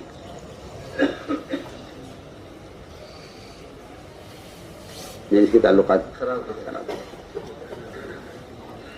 تعلق اور دوستی بے اصولی پر ٹوکنے یا منکر سے روکنے سے روک دے، یہ مداحنت ہے. یہ مداحنت ہے. تو میں کہ پھر لینت کیا ہے، نرمی کیا ہے؟ نرمی یہ نہیں ہے کہ آپ اصول کے بارے میں ہلکے ہو جائیں، یہ اس کو نرمی نہیں کہتے. آپ اصول کے معاملے میں سخت رہیں. اصول کے معاملے میں سخت ہونا اور اس کی تعلیم دینے میں نرم ہونا. اصول کے بارے میں سخت، اس کی تعلیم دینے میں نرم ہو جائے گی. آپ صلی اللہ علیہ وسلم کی مسجد میں، آپ کی مسجد میں ایک صاحب نے پیشاب کیا اور پیشاب خطا نہیں ہوا بلکہ پیشاب بالعمد ہوا ہے. کیا پیشاب خطا نہیں ہوا کہ جی بیمار تھا کوئی یا کسی کا خطا بیماری ہوتی ہے کہ پیشاب رک نہیں سکتا، ایسا نہیں ہے. یا کوئی سویا ہوا تھا، سوتے ہیں پیشاب نکل گیا، ایسا بھی نہیں ہے. اس نے پیشاب کے ارادے سے پیشاب کرنا چاہا، اسی لیے صحابہ دوڑے تھے روکنے کے لیے. تو آپ فرمائیں کہ جب اس نے پیشاب شروع کر دیا ہے تو اسے پیشاب کرنے دو، اس کو پیشاب کرنے دو. یہ نرمی ہے، یہ ہے نرمی. کیسے پیشاب کرنے دو؟ پھر آپ صلی اللہ علیہ وسلم نے ایک ڈول پانی کا وہاں بہایا. کیا فرمایا؟ ایک ڈول پانی کا یہاں بہا دو، مسجد پاک ہو جائے گی. اور اس کو بلا کر سمجھایا، اس کو بلا کر تعلیم دی آپ صلی اللہ علیہ وسلم نے. میں عرض کر رہا تھا کہ بے اصولیاں ہوں گی، بے اصولیاں ہوں گی، کیونکہ میں عرض کرتا ہوں بہت سی بے اصولیاں وہ لوگوں سے بے اصولیاں ہوتی ہیں ناواقفیت کی وجہ سے. بے اصولی ہوتی ہے ناواقفیت کی وجہ سے، کہ جی ہمیں تو معلوم ہی نہیں تھا، ہمیں تو معلوم نہیں تھا. بہت سی بے اصولیاں ہوتی ہیں نہ جاننے کی وجہ سے. تو فرمایا کہ اگر بے اصولی ہو جائے تو پھر ہمارا بے اصولی پر اصول کا مذاکرہ ہے، بے اصولی پر مواخذہ نہیں ہے. بے اصولی پر مواخذہ نہیں ہے، مذاکرہ ہے کہ بے اصولی کرنے والے سے اصول کا مذاکرہ کیا جائے، بے اصولی پر مواخذہ نہ کیا جائے. کیونکہ بے اصولیاں ہو جاتی ہیں حوادث کی وجہ سے، رکاوٹ پیش آ گئی. آپ صلی اللہ علیہ وسلم نے جماعت روانہ فرمائی، میں کہ تمہیں عصر پڑھنی ہے بنو قریظہ پہنچ کر. عصر پڑھنی ہے بنو قریظہ. راستے میں غروب ہونے لگا، عصر کا وقت تنگ ہو گیا. راستے میں غروب ہونے لگا، عصر کا وقت تنگ ہو گیا. آدھی جماعت نے عصر پڑھی، آدھی نہیں پڑھی. کہ ہمیں تو حکم ہے بنو قریظہ جا کے پڑھنے کا، ہم تو وہی جا کر پڑھیں گے چاہے قضا ہو جائے. آدھی جماعت نے عصر کی نماز پڑھ لی کہ قضا ہو رہی تھی. انہوں نے کہا جی اللہ کے نبی کا حکم کا مطلب یہ تھا کہ جلدی جلدی جلدی کرنا پہنچنے میں. آدھی نے عصر پڑھی، آدھی نہیں پڑھی. روایت کے اندر ہے لم یعنی رسول اللہ صلی اللہ علیہ وسلم، آپ صلی اللہ علیہ وسلم نے اس پر کوئی سختی یا کوئی نکیر یا کوئی ڈانٹ ڈپٹ نہیں فرمائی. کیونکہ ایک اجتہادی غلطی ہوئی ہے. ان کو بھی چاہیے تھا کہ نماز پڑھ لیتے، لیکن انہوں نے یہ سوچ کر کہ اللہ کے نبی کا حکم وہاں پڑھنے کا تو وہاں پڑھیں گے. تو میں نے عرض کیا کہ بے اصولیاں ہو جاتی ہیں کبھی ناواقفیت نادانی کی وجہ سے. تو فرمایا کہ ایسے میں اصول کی تعلیم دی جائے. اصول کی، اس لیے ہمارے یہاں اصول کا مذاکرہ ہے، اصول کا مذاکرہ ہے، اور بے اصولیوں کا مذاکرہ بھی نہیں ہے. میں سمجھتا ہوں کہ اس زمانے میں نہی منکر کو اس رخ سے ہو رہا ہے کہ لوگوں میں منکر کرنے کی ضد پیدا ہو رہی ہے، اور جن منکرات سے لوگ واقف بھی نہیں تھے وہ منکرات اپنے تذکروں کی وجہ سے زندہ ہو رہے ہیں. کیونکہ عمر رضی اللہ عنہ فرمایا کرتے تھے کہ اگر تم باطل کو مارنا چاہتے ہو تو اس کا ذکر چھوڑ دو، اس کا ذکر چھوڑ دو. مگر اس کا کہیں سے کہیں کا مطلب یہ نہیں ہے کہ جو منکر مسلمانوں میں زیادہ عام ہو جائے اس منکر کو بیان کرنا چھوڑ دو. کہا کہ وہ تو جتنا منکر عام ہوتا چلا جائے گا اس منکر سے روکنے کا فریضہ اتنا زیادہ عام ہوتا چلا جائے گا. یہ تو بالکل جاہلانہ سوچ ہے لوگوں کی کہ یہ منکر بہت عام ہو گیا ہے، لہذا یا تو اس کو منکر کی فہرست سے نکال دیا جائے یا اس کے بارے میں کہنا چھوڑ دیا جائے. یہ تو حماقت ہے، یہ تو حماقت ہے، کچھ نہیں. یہ تو حماقت ہے لوگوں کی کہ یہ منکر بہت عام ہو گیا ہے، اب یہ تو کوئی ایسی تعویل کی جائے کہ جس سے یہ منکر نہ رہے، یا اس کو کہنا چھوڑ دیا جائے کیونکہ اب لوگ اسے باز نہیں آئیں گے. ملتا ہے صاف روایتوں سے کہ جو منکر جتنا عام ہو جائے اس کو روکنے کی کوشش اتنی زیادہ ہو جانی چاہیے. تو میں نے عرض کیا کہ اصولی بات یہ ہے کہ ہم صحیح بات لوگوں کو بتلائیں کہ اصول کا مذاکرہ کرنا ہے، اس لیے بے اصولی پر مواخذہ نہیں ہے.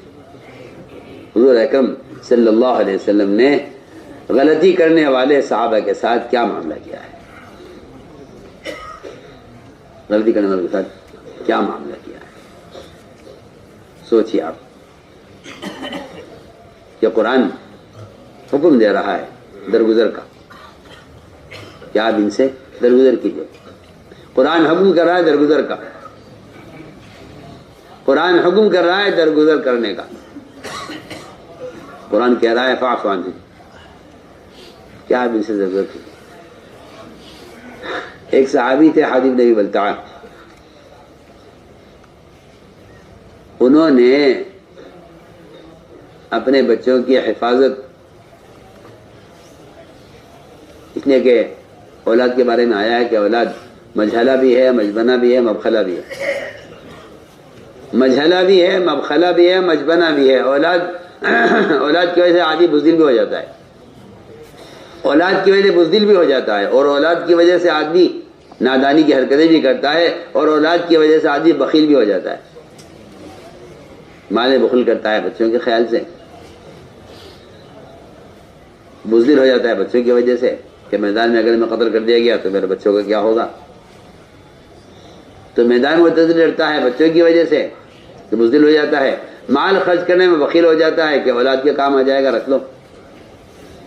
اور نادانی کی حرکت کر بیٹھتا ہے اپنی اولاد کی حفاظت یا ان کی حمایت میں. حاطب بن بلتعہ ان کو یہ خیال ہوا کہ مکہ مکرمہ میں سب کے متعلقین ہیں، وہ ان کی حفاظت کر لیں گے. آپ صلی اللہ علیہ وسلم کی ارادہ مکے پر حملہ کرنے کا ہے، آپ کا ارادہ مکہ مکرمہ پر حملہ کرنے کا ہے، میرے بچوں کو کیا ہوگا. ان کے بچے شرک پڑھتے، یہ ایمان لا چکے تھے، بدری صحابی ہیں، کہ میرے بچوں کو کیا ہوگا. انہوں نے مشرکین کو خط لکھ دیا اور ان پر یہ احسان کیا کہ میں تمہیں اس لیے خط لکھ رہا ہوں کہ تاکہ تم میرے اس احسان کے بدلے میرے بچوں کی حفاظت کرو. سوچیے آپ، ایک آدمی کی بیچارے کی اپنی کمزوری، آپ تو کہیں گے یہ جاسوس ہے، آپ تو کہیں گے یہ جاسوس ہے، مشرکین کی طرف سے ہمارے درمیان میں جو جاسوسی کر رہا ہے. سوچیے آپ کہیں گے یہ جاسوس ہے، جاسوسی کر رہا ہے.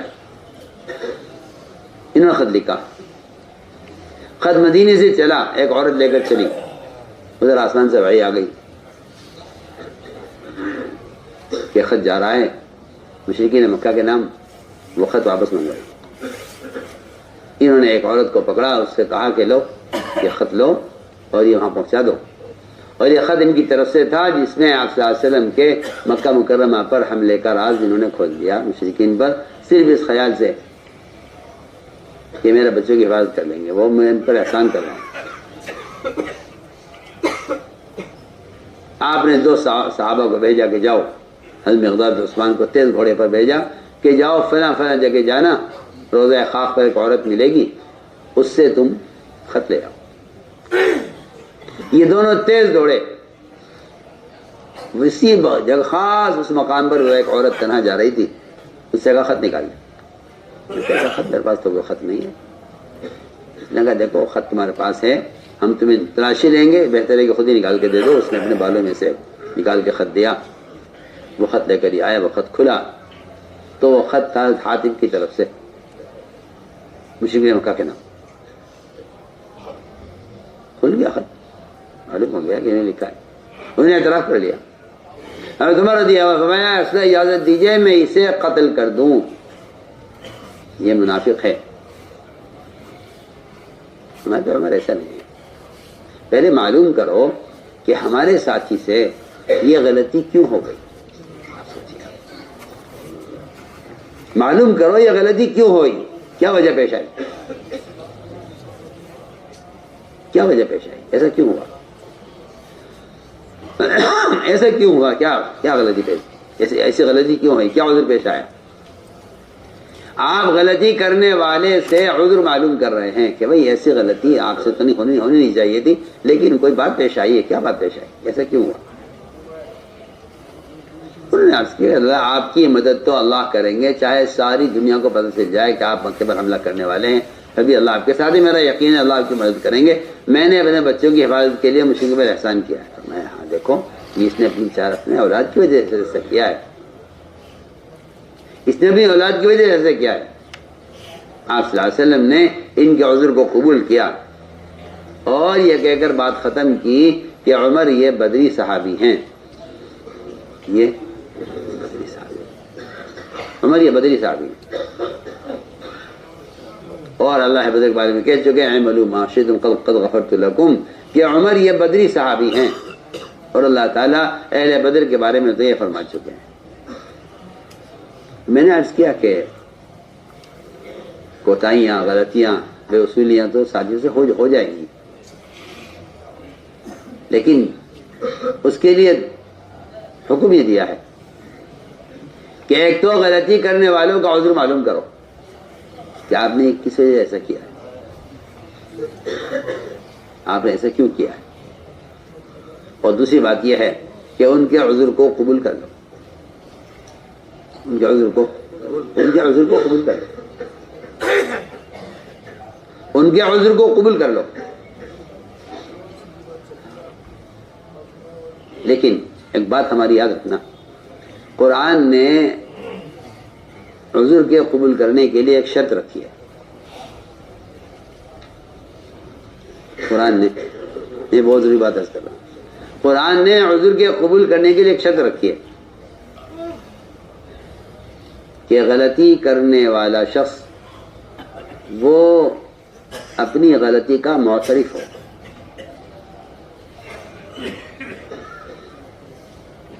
غلطی کا معترف ہو، یہ بہت ضروری بات ہے، یہ بہت ضروری بات ہے۔ خالق کے یہاں بھی مخلوق کے یہاں بھی دونوں کے حقوق میں غلطی کرنے والا معترف ہونا چاہیے، تب معافی کا حکم ہے، تب معافی کا حکم ہے۔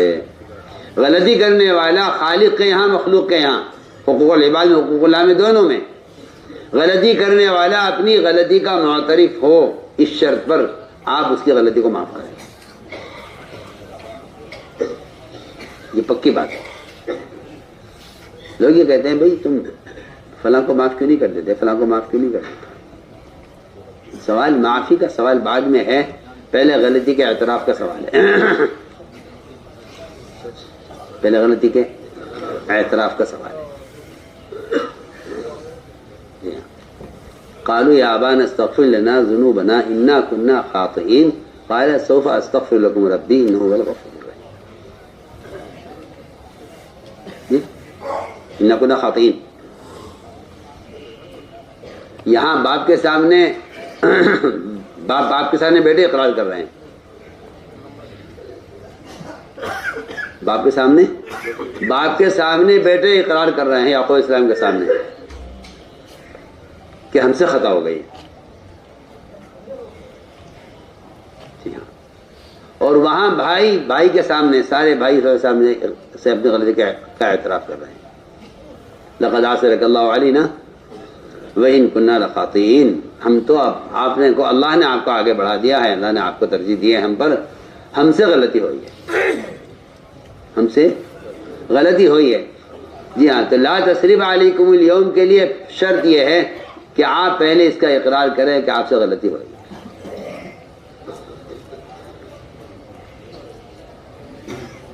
سنیے آپ.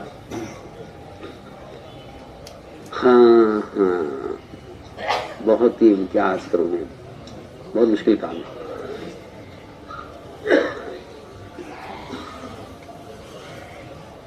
ایک صحابی تھے خالد بن سعید. انہوں نے ابوبکر صدیق رضی اللہ عنہ کی خلافت سے اختلاف کیا. انہوں نے کہا کہ ان کی عمارت تو ایسی طے ہو گئی اچانک.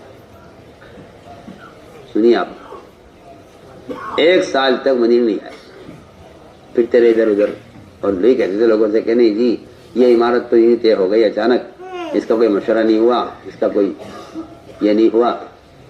1 سال کے بعد خیال آیا کہ نہیں مجھ سے غلطی ہوئی ہے اور مجھے جانا چاہیے مدینہ منورہ اور اپنے مرکزی مقام سے جڑنا چاہیے. 1 سال کے بعد آئے, ابوبکر صدیق رضی اللہ تعالیٰ عنہ کا اکرام کیا اور ان کو ایک لشکر پر امیر بنا دیا. لشکر پر امیر بنا دیا. حکم دیا کہ جاؤ ان کے دروازے پر, ان کے گھر کے دروازے پر جھنڈا گاڑ دو تاکہ اعلان ہو جائے کہ یہ جماعت کے امیر ہیں خالد بن سعید.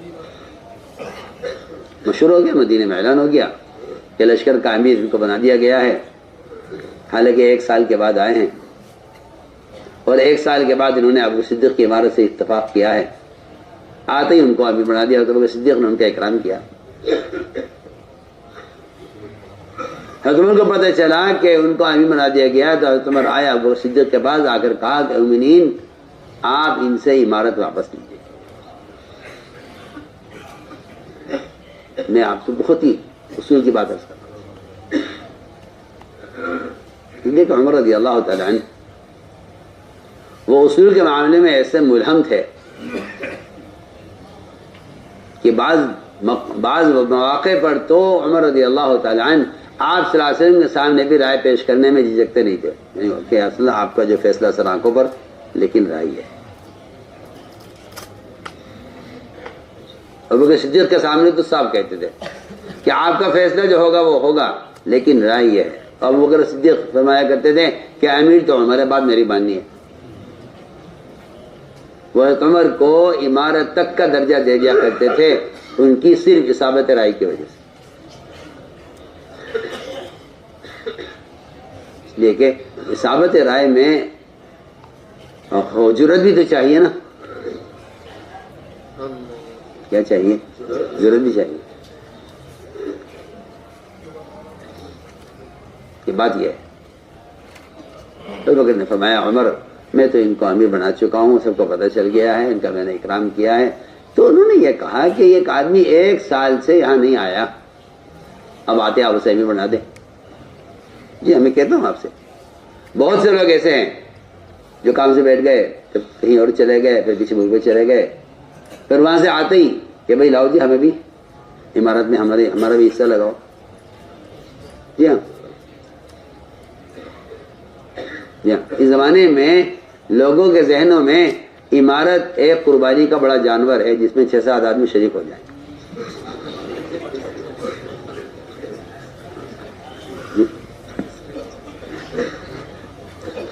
ہمارا بھی حصہ لگا لو, اس میں ہمارا بھی حصہ لگا لو, ہمارا بھی حصہ لگا لو. جی 7 حصے کا ایک بڑا جانور. وہ اتنے مصر ہیں اس پر, اتنے مصر ہیں اس پر, اور سمجھتے ہیں کہ یہ اجتماعیت کا اس زمانے حالات کے اعتبار سے اجتماعیت کا یہ ایک راستہ ہے. جی ہاں کہ اس عمارت کے اونٹ میں 7 آدمی شریک ہو جائیں. سب بات ہے. جبکہ عمارت نہ اکرام کی چیز ہے اور نہ عمارت کسی کا حق بنتا ہے کہ بھئی ہمیں اس نے ہمیں حصہ دیا جائے. جی ہاں اور حقیقت یہ ہے، میں کیا آپ سے عرض کروں، عمارت کا مطالبہ صحابہ سے ثابت نہیں ہے، کفار سے ثابت ہے. ثابت سے کہیں ثابت نہیں، کفار سے ثابت ہے. کفار سے ثابت ہے. کئی واقعات ہیں سیرت میں کہ جس نے کافر نے عمارت کا، اور کافر نے تو نبوت تک کا مطالبہ کیا ہے. یا جو نبی پر ایمان نہیں لا رہے ہیں وہ نبوت کا مطالبہ کر رہے ہیں. جی ہاں پڑھیے، آپ سیرت پڑھیے، پتہ چلے گا آپ کو.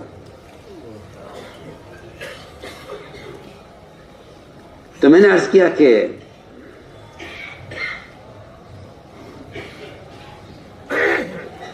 ایک سال تک وہ نہیں آئے مجھے مرا. تو عمر نے فرمایا تو بکر صدیق کہ نہیں، مناسب نہیں ہے. وجہ یہ تھی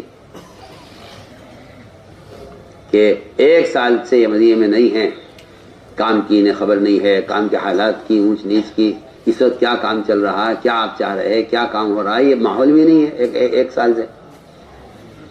اور آتے ہی ان کو امیر بنا دیا جائے. تو میں عرض کر رہا تھا کہ لوگ اس سے مطالبہ کرتے ہیں کہ آپ ہمیں عمارت پر رکھیے،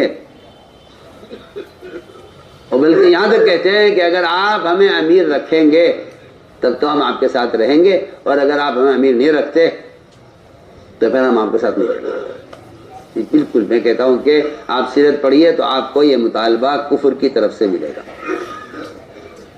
بعض کفار نے تو یہاں پوچھا آپ سے کہ اے محمد اگر ہم آپ پر ایمان لے آئیں تو ہمیں کیا ملے گا؟ ہے کہ جو عام مسلمانوں کے لیے ہوں گی حقوق ہوں گے وہ تمہارے بھی ہوں گے، اور جو پابندی عام مسلمانوں کے لیے وہ آپ کے لیے بھی ہوں گی.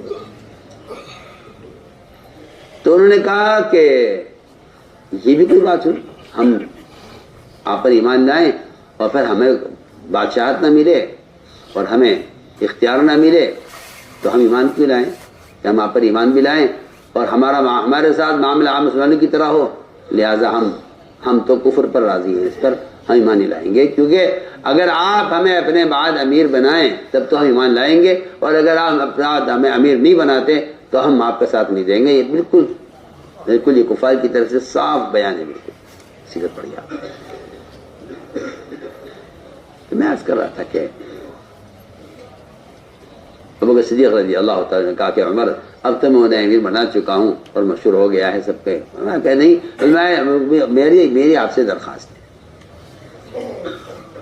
سمجھ گئے ابو بکر صدیق رضی اللہ تعالیٰ کہ عمر کا اگر اس بات پر اصرار ہے تو عمر کی بات ہی صحیح ہے. ایک آدمی کو بھیجا کہ جاؤ ان کے دروازے سے جھنڈا اکھاڑ لاؤ.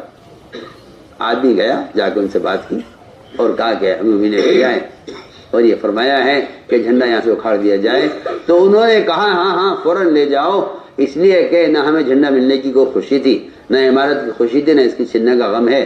ہم تو معمور ہیں، آپ ہمیں بنا کر چلاؤ، معمور بنا کر چلاؤ، ہمیں تو کام کرنا ہے. نہیں کہ بھائی آپ اکرام کرو تو ہم بھی آپ کا اکرام کریں، اور باقی آپ ہمارا اکرام نہ کرو اگر عمارت دے کر تو پھر ہمارے پاس تو اور بھی راستے ہیں. جی ہاں. تو میں نے عرض کیا کہ یہ ہے بنیادی بات. حضور اکرم صلی اللہ علیہ وسلم نے ایسا عملہ تیار کیا تھا جو ذمہ داری کا بوجھ اٹھاتا تھا اور کہیں سے باطل کو گھسنے کا راستہ نہیں ملتا تھا. جی اسلام کے قلعے میں جو سلمہ اور درار پڑی ہے وہ اصل میں حضرت عمر کی شہادت سے پڑی ہے، ورنہ مجال نہیں تھی کسی کی کہ کہیں سے کوئی داخل ہو جائے. تو میں نے عرض کیا کہ غلطیاں بے اصولی تو ہو جائیں گی، لیکن اس کے لیے کام ہی دیا گیا تھا کہ آپ غلطی کرنے والے کا عذر معلوم کریں اور آپ غلطی کرنے والے کو صحیح اصول و طریقہ بتائیں۔ اور اگلی بات یہ ہے کہ آپ ان کی اصلاح کے لیے، غلط کرنے والے کی اصلاح کے لیے تنہائیوں میں ان کے لیے دعاؤں کو بڑھا دیں۔ یہ بہت ضروری بات ہے۔ ہمارے یہاں جلوت میں غیبتیں تو خوب ہوتی ہیں، لیکن ان کے لیے خلوت میں دعائیں نہیں ہوتی، خلوت میں دعائیں نہیں ہوتی، خلوتوں کے لیے دعائیں نہیں ہوتی، جلوتوں کے لیے غیبتیں ہو جاتی ہیں۔ حالانکہ غلطی کرنے والے کے لیے آسان راستہ یہ ہے کہ آپ خلوت میں ان کے لیے اللہ سے استغفار اور دعائیں کریں۔ حضور اکرم صلی اللہ علیہ وسلم منافقین کے لیے بھی استغفار کرتے تھے، اور عمر رضی اللہ تعالیٰ عنہ آپ کو بار بار روکتے تھے، اور آپ یہ فرماتے تھے اللہ نے مجھے اختیار دیا ہے ان کے لیے جو ہے استغفار کرنے یا نہ کرنے کا۔ وہ تو جب صراحتاً حکم آیا تب آپ نے استغفار چھوڑا ہے، تو فرمایا کہ آپ ان کے لیے استغفار کیجئے، اور آپ ان سے فرمایا آپ ان سے مشورہ بھی کیجئے۔ یہ بہت اہم بات ہے کہ اس اجتماعیت کا، اور پھر میں عرض کرتا ہوں کہ مشیر مشورہ والا ہونا تو بہت بڑی ذمہ داری ہے، بہت بڑی ذمہ داری ہے۔ تو حکم دیا کہ آپ ان سے مشورہ کیجئے، جبکہ آپ صلی اللہ علیہ وسلم کو مشورے کی ضرورت نہیں ہے۔ آپ پر وحی آتی ہے، اللہ عالم الغیب ہے، اللہ کے رسول مشورے سے مستغنی ہیں، مگر تمہیں مشورے کی آگے تعلیم دینی ہے کہ آگے وحی منقطع ہو جائے گی، وحی منقطع ہو جائے گی۔ تمہیں مشورے کی تعلیم دینے کے لیے مشورے کی اہمیت کو بیان کیا ہے، اور قرآن میں تو مشورے کو نماز کے ساتھ جوڑا ہے، مشورے کو نماز کے ساتھ جوڑا ہے۔ الذين استجابوا لربهم وأقاموا الصلاة وأمرهم شورى بينهم، کہ مشورے کو نماز کے ساتھ جوڑا ہے، یہ بتانے کے لیے کہ مشورہ نماز کی صفت پر ہے، مشورہ نماز کی صفت پر ہے، امامت کے اعتبار سے، اجتماعیت کے اعتبار سے، مسجد کے اعتبار سے، بلکہ میں کہتا ہوں کہ ساری حرکات سکنات جتنی ہوتی ہیں مقتدی کی وہ امام کے تابع ہوتی ہیں۔ اس اعتبار سے مشورے کو نماز کے ساتھ جوڑا گیا ہے کہ اسلام میں نماز سے بڑا کوئی رکن نہیں ہے، اور اس دعوت کے میدان میں مشورے سے بڑا کوئی عمل نہیں ہے۔ تو وہ دو موقع امت کی اجتماعیت کے ہیں، دو موقع امت کی اجتماعیت کا مظہر ہیں، دعوت میں مشورہ، عبادت میں نماز۔ دعوت میں مشورہ، دعوت میں مشورہ، اس نے فرمایا کہ مشورے میں کا ایسا اہتمام کیا کرو جیسا ایک آدمی نماز کے اہتمام میں اپنے سارے تقاضے چھوڑ کر آ جاتا ہے۔ جس طرح نماز کے اہتمام میں سارے تقاضے چھوڑ کر آتا ہے، اس طرح تم مشورے کے اہتمام میں سارے تقاضے چھوڑ کر آیا کرو، کیونکہ جو آدمی مشورے کے لیے اپنے ذاتی تقاضوں کو چھوڑے گا نہیں، اللہ اکبر، فرمایا کہ اس کا مشورے کا مجاہدان ختم ہو جائے گا، امور مشورہ اسے الہامی نہیں ہوں گے۔ اگر مشورے میں حاضر نہیں ہوتا ہے اور رائے وہاں سے پیش کر رہا ہے تو کبھی بھی اس کی رائے کام کے حق میں مفید نہیں ہوگی۔ کیسے ہو جائے گی؟ جب خارج صلاۃ کا لقمہ نماز کو فاسد کر دیتا ہے تو مشورے سے باہر کی رائے مشورے کو کیا باقی رکھے گی؟ سوچیے، جب خارج صلاۃ کا لقمہ نماز کو فاسد کر دیتا ہے تو مشورے کے باہر سے رائے لکھ کر بھیجنے والے کی رائے مشورے کو کیا باقی رکھے گی؟ میں تو بہت آسان مثال دے رہا ہوں۔ مشورے سے پہلے 2 رکعت نماز پڑھ لیا کرو، اللہ سے مشورے سے پہلے 2 رکعت استخارے کی پڑھ کر اللہ سے کہا کرو کہ اللہ تو ہمیں اپنے کام کے امور الہام فرما دے، تو بہتر جانتا ہے کہ ہمیں کام کیسے کرنا ہے۔ مشورے سے پہلے 2 رکعت استخارے کی، مشورے سے پہلے 2 رکعت استخارے کی، مشورے سے پہلے 2 رکعت استخارے کی کہ اللہ، اس لیے کہ اپنے ذاتی کاموں کے لیے اللہ سے استخارہ کرتے ہیں، اللہ کے کام کے لیے استخارہ کیوں نہیں کرتے اللہ سے؟ اپنے ذاتی کام کا آدمی استخارہ کرتا ہے، ذاتی کام کا آدمی استخارہ کرتا ہے، شادی میں، تجارت میں، ملازمت میں، دنیا جہان کے تقاضوں میں اللہ سے استخارہ کرتا ہے، لیکن اللہ سے اللہ کے کام کے بارے میں استخارہ نہیں کرتا کہ اللہ مشورے میں جا رہے ہیں تو ہمیں امور مشورہ الہام فرما دے۔ اور یہ بات حق ہے کہ جن لوگوں کا دو صفتیں ہوں گی، ایک اللہ اکبر، ایک تو نقل و حرکت کے میدان میں زیادہ ہوں، ان پر اللہ تعالیٰ امور مشورہ الہام کرتا، ان کو امور مشورہ اللہ تعالیٰ الہام فرماتے ہیں۔ امور مشورہ نہیں الہام ہوتے ہیں جو اصل محنت کے میدان میں ہوتے ہیں، ورنہ سچی بات یہ ہے کہ صرف امور کا فیصلہ کر دینا یہ کوئی چیز نہیں ہے جب تک کہ خود ذمہ دار میدان میں نہ اتریں۔ ہمارے یہاں کا مزاج یہ ہے ہی نہیں کہ آپ ہیں اور آپ کے ماتحت عملہ ہے، یہ ایسا نہیں ہے، ایسا نہیں ہے، یہ نبوت کی شان کی بالکل خلاف ہے، یہ شان نبوت کے خلاف ہے کہ آپ ہیں اور آپ کے ماتحت عملہ ہے، یہ بات نبوت کی شان کے خلاف ہے، یہ بات نبوت کی شان کے خلاف ہے، بلکہ نبوت کا تقاضا یہ ہے اور شان نبوت یہ ہے کہ آپ نے فرمایا خندق میں خود اترتا ہوں۔ اس لیے آپ دیکھیں گے کہ سیرت میں بڑی بڑی فتوحات وہ مشورے کے ساتھ جڑی ہوئی ہے۔ حدیبیہ آپ دیکھ لیجیے، فتح مبین ہے حدیبیہ، حدیبیہ فتح عظیم حدیبیہ ہے۔ صحابہ خود فرماتے ہیں تم فتح مکہ پر حملے کو فتح عظیم کہتے ہو، ہم حدیبیہ کو فتح عظیم کہتے ہیں۔ اتنی بڑی اللہ تعالیٰ نے فتح دی ہے، وہ فتح صرف اس پر ہے کہ آپ صلی اللہ علیہ وسلم نے اس بارے میں ام سلمہ سے مشورہ کیا، میں کیا کروں، صاحب میری بات نہیں مان رہے ہیں اور واپسی کا حکم ہے۔ انہوں نے مشورہ دیا کہ آپ اپنے آپ کو مکلف کر لیجئے، اپنا سر منڈوا لیجئے، دیکھیے یہ کیسے نہیں منڈواتے اپنا سر، یہ معمولی بات نہیں ہے۔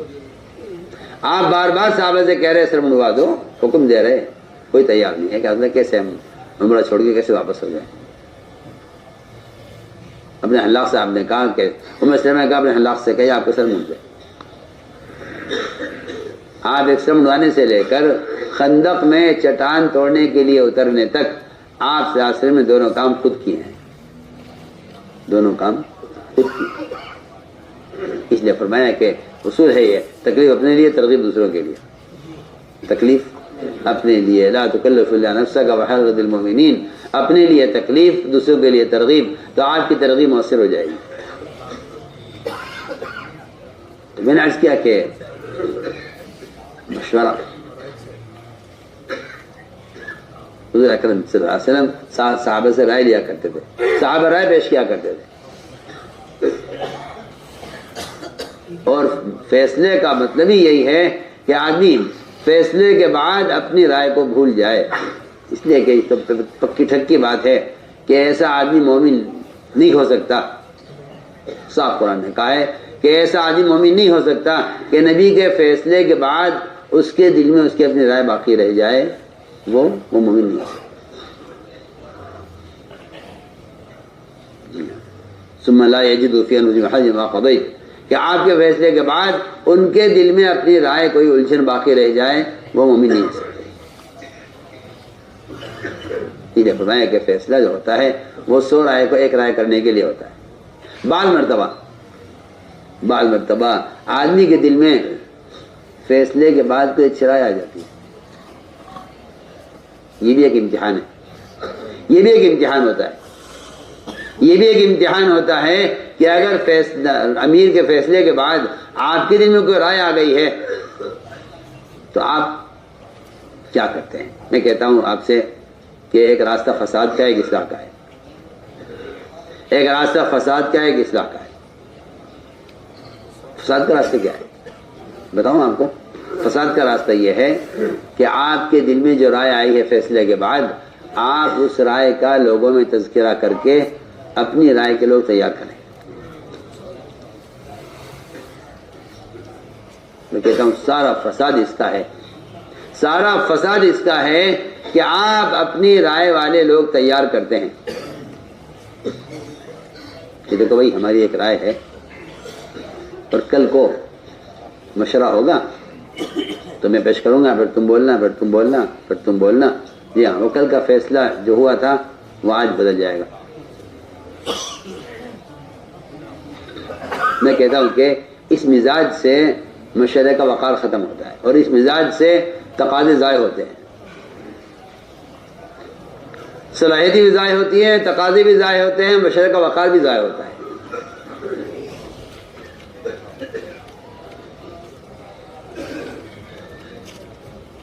بلکہ بعض مرتبہ ایسی غلطی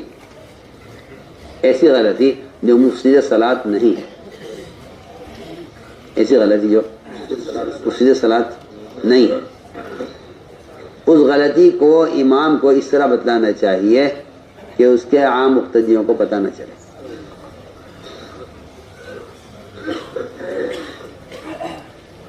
جو غلطی مفسد صلاۃ ہے اس کے بارے میں تو بر وقت ٹوک دینا چاہیے.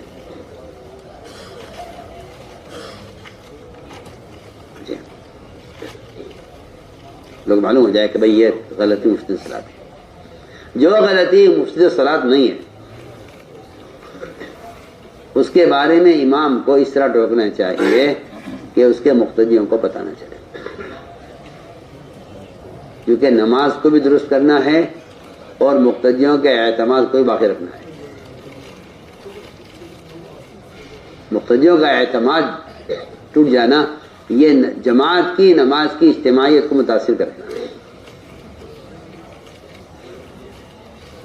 سوچیے آپ. مجھے ایک صاحب سنانے لگے واقعہ اپنا کہ میں ایک مسجد میں احمد کرتا تھا، مغرب کی نماز پڑھا رہا تھا. سلام پھیرا میں نے نماز کا تو دیکھا تو پیچھے صف میں حضرت مولانا اسعد مدنی، مجاہد امت فدائے ملت، وہ نماز میں نماز پر خان رہا. خیال آیا، میں نے کہا اگر خبر ہوتی حضرت موجود ہیں تو نماز پڑھوا لیتے. کہ حضرت میں نے تو دیکھا نہیں آپ کو.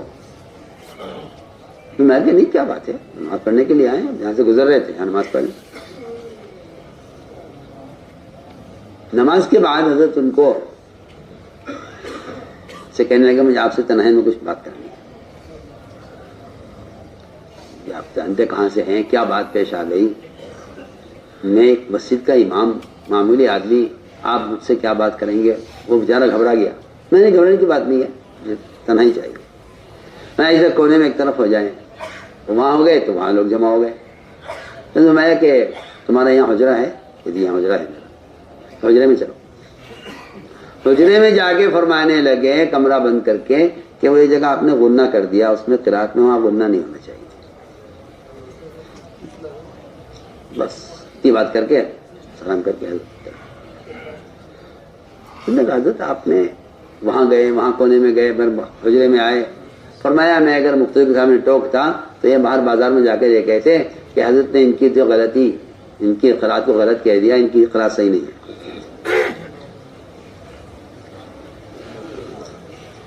ان کی قرات یہ مجھے اس شخص نے اگر خود نہ سنایا ہوتا، میں کہتا ہوں اس نے مجھے خود سنایا واقعہ کہ یہ واقعہ میرے ساتھ پیش آیا. اس لیے حدیث نے مصلح اور مفسد کے درمیان فرق کیا ہے اور دونوں کی الگ الگ تعریف کی ہے. دونوں کی تعریف کی ہے حدیث نے کہ مفسد کون ہے، مصلح کون ہے. جو آدمی کسی کے منکر کو منکر کرنے والے کے علاوہ کو سنانا چاہتا ہے اس کو حدیث میں مفسد کہا گیا ہے. حدیث میں اس کو مفسد کہا گیا. بالکل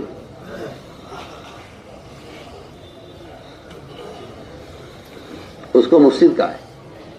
اگر آپ تلاش کر رہے ہیں عیب یہ جاننے کے لیے کہ اگر مجھے پتہ چل جائے انہوں نے کیا کیا تاکہ میں لوگوں کو بتاؤں، تو فرمایا کہ یہ جو عیب تلاش کر رہا ہے کسی مسلمان کا، یہ مصلح نہیں، یہ مفسد ہے. انکا انتباہ عورات المسلمین افسدتہم، صحیح روایت ہے.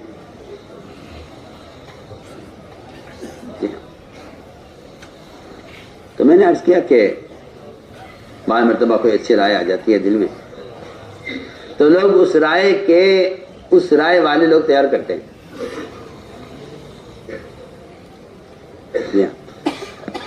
اپنی رائے والے لوگ تیار کرتے ہیں کہ دیکھو بھائی ایسا ہے، اس سے ملے گا، اس سے ملے گا، اس سے ملے گا، اس سے ملے گا. جی ہاں، فیصلہ دیکھ ہو چکا. اب اس فیصلے کے خلاف عملہ تیار کر کے کل کو مشورے میں اس مسئلے کو دوبارہ پیش کیا جائے گا. یہ طریقہ نبوت کے، سیرت کے، صحابہ کے مزاج کے خلاف ہے. یہ حرکتیں جو لوگ کرتے ہیں جو مخالف ہوتے ہیں، جن کی مخالف سوچ ہوتی ہے، سنت اور سیرت کا طریقہ یہ نہیں ہے. وہاں طریقہ یہ ہے کہ اگر مشورے میں فیصلے کے بعد آپ کے دل میں کوئی بہتر رائے آ گئی ہے تو آپ کو چاہیے کہ آپ اپنی اس رائے کو سب سے چھپائیں، کسی اس کا ذکر نہ کریں. واقعہ پیش آیا کہ بدر میں مسلمانوں کے لیے مسلمانوں کے لیے بدر کے میدان میں قیام کی جگہ طے ہو گئی کہ مسلمانوں کا قیام یہاں ہوگا. جگہ طے ہو گئی، اعلان ہو گیا صحابہ میں، سب کو معلوم ہو گیا کہ یہ مقام بدر کا مسلمانوں کے لیے جگہ طے ہو گئی. ایک صحابی کے فیصلے کے بعد ایک صحابی کے دل میں آیا کہ یہاں پانی نہیں ہے، ہمیں عبادت کے لیے بھی، ضرورت کے لیے بھی پانی چاہیے گا، پانی فلاں جگہ ہے، یہاں پانی نہیں ہے. یہ رائے ان کے دل میں اللہ نے ڈالی. انہوں نے اس رائے کا کسی ذکر نہیں کیا، بلکہ کوشش میں رہے کہ آپ صلی اللہ علیہ وسلم کبھی اکیلے ہوں تو آپ سے اس کا تنہائی میں ذکر کریں، اس کا آپ سے تنہائی میں ذکر کریں. چنانچہ کسی ذکر نہیں کیا. کیوں؟ اس لیے کہ بات یہ ہے کہ جو فیصلہ کر دیا ہے، رسول کرے یا کوئی نائب رسول کرے، ان کے فیصلے کے خلاف اپنی رائے لوگوں کے سامنے پیش کرنا، یہ فیصلے کی صراحتاً مخالفت ہے، چاہے آپ کی رائے کتنی بھی صائب ہو، کتنی بھی صحیح ہو.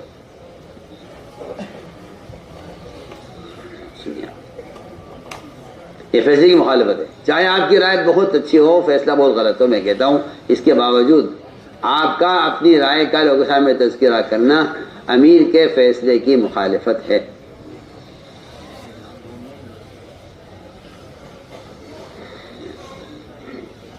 چنانچہ یہ صحابی آئے، آج آپ اکیلے بیٹھے ہیں، آپ سے آ کر پوچھا کہ رسول اللہ یہ بتائیے، آپ نے جو جگہ طے کی ہے بدر میں میدان کی، جو جگہ آپ نے طے کی ہے، یہ بتائیے کہ یہ آپ نے اپنی رائے سے کی ہے یا اللہ کے حکم سے کی ہے؟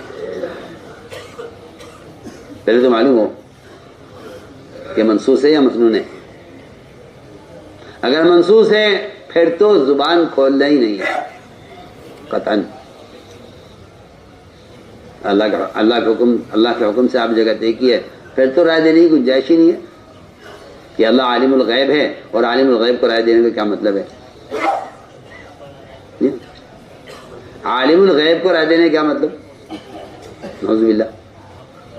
نبی عالم الغیب نہیں ہے، نبی عالم الغیب نہیں ہے. اگر آپ اپنی رائے سے پیش جگہ طے کیے تو بر اجازت اس کی لینا چاہتے ہیں کہ کیا آپ کے اس بات کے علاوہ کوئی اور رائے دینے کی اجازت ہے؟ فیصلے کے بعد اگر آپ کے ذہن میں آ گئی تو آپ ذمہ دار سے، آپ نبی سے پوچھ رہے ہیں کہ کیا اجازت ہے رائے دینے کی.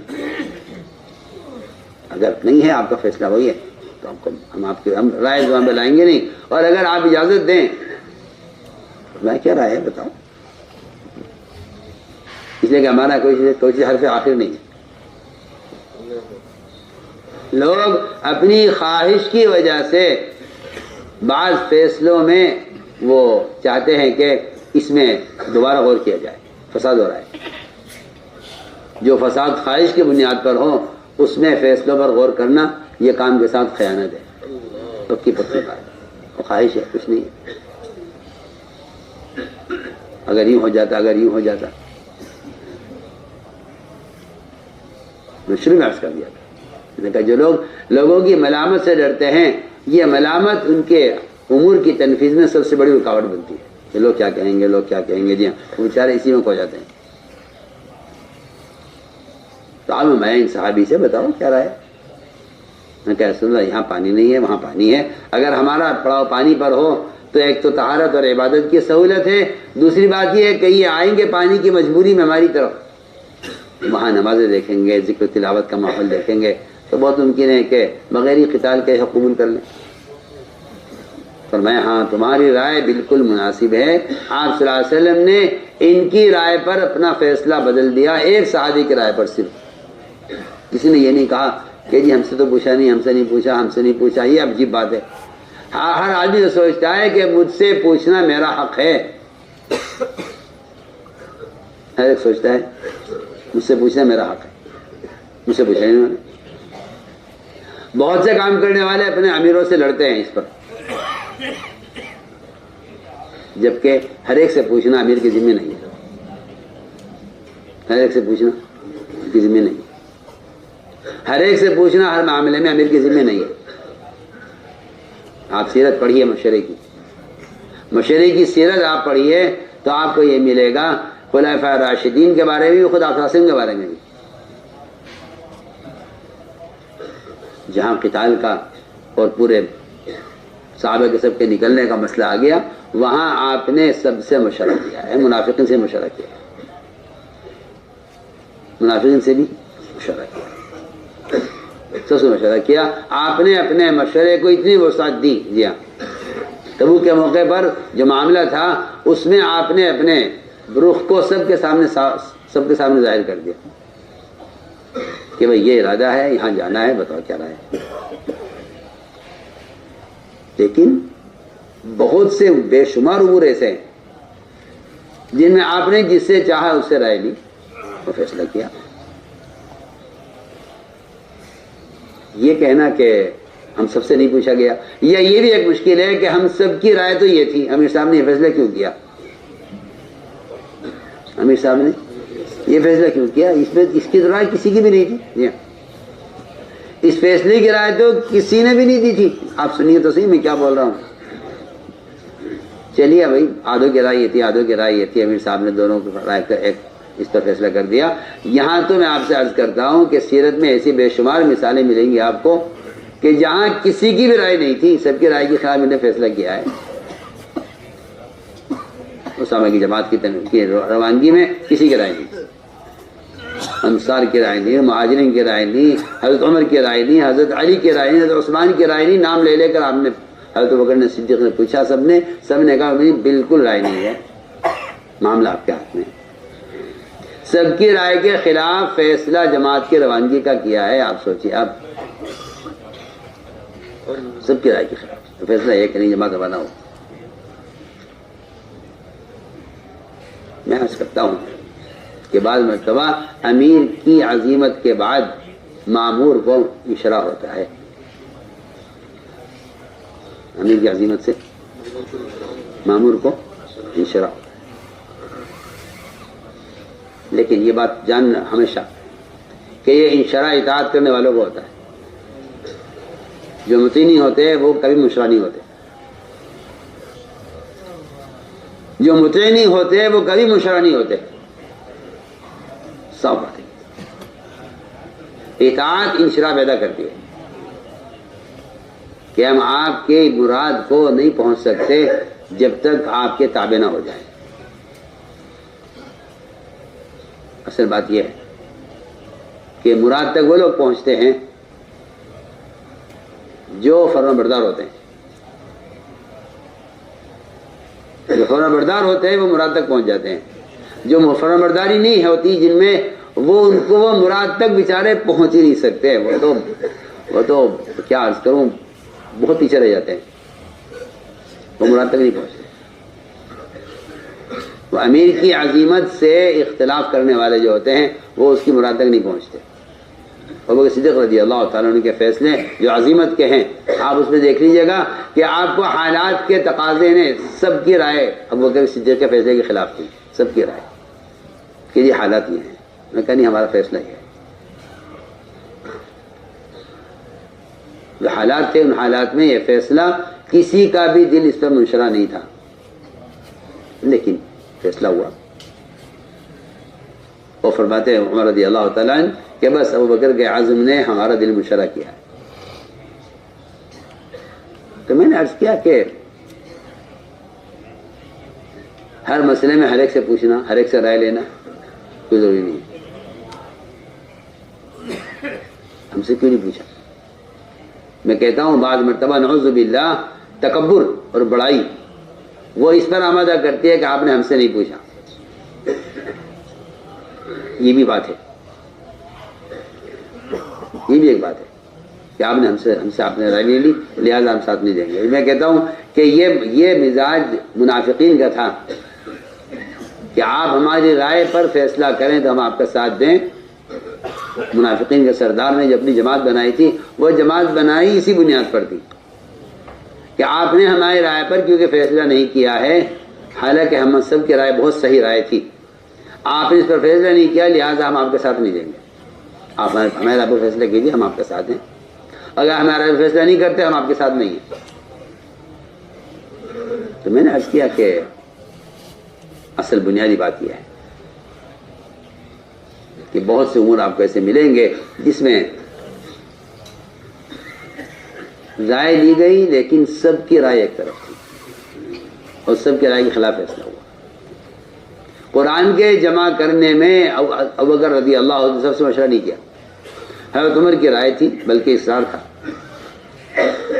کہ قرآن کی حفاظت ضروری ہے اور حفاظ جنگوں میں قتل کیے جا رہے ہیں، حفاظ جنگوں میں قتل کیے جا رہے ہیں. اگر کوئی آیت کچھ حصہ ضائع ہو گیا قرآن کا تو کیا ہوگا؟ ان کی رائے تھی، ابوبکر صدیق کا فیصلہ تھا. زید بن ثابت نے قرآن لکھ دیا. کوئی ہے جو کہہ دے کہ بھئی یہ قرآن تو نیا کام ہوا ہے، ہم اسے اتفاق نہیں کرتے. سوچیے آپ.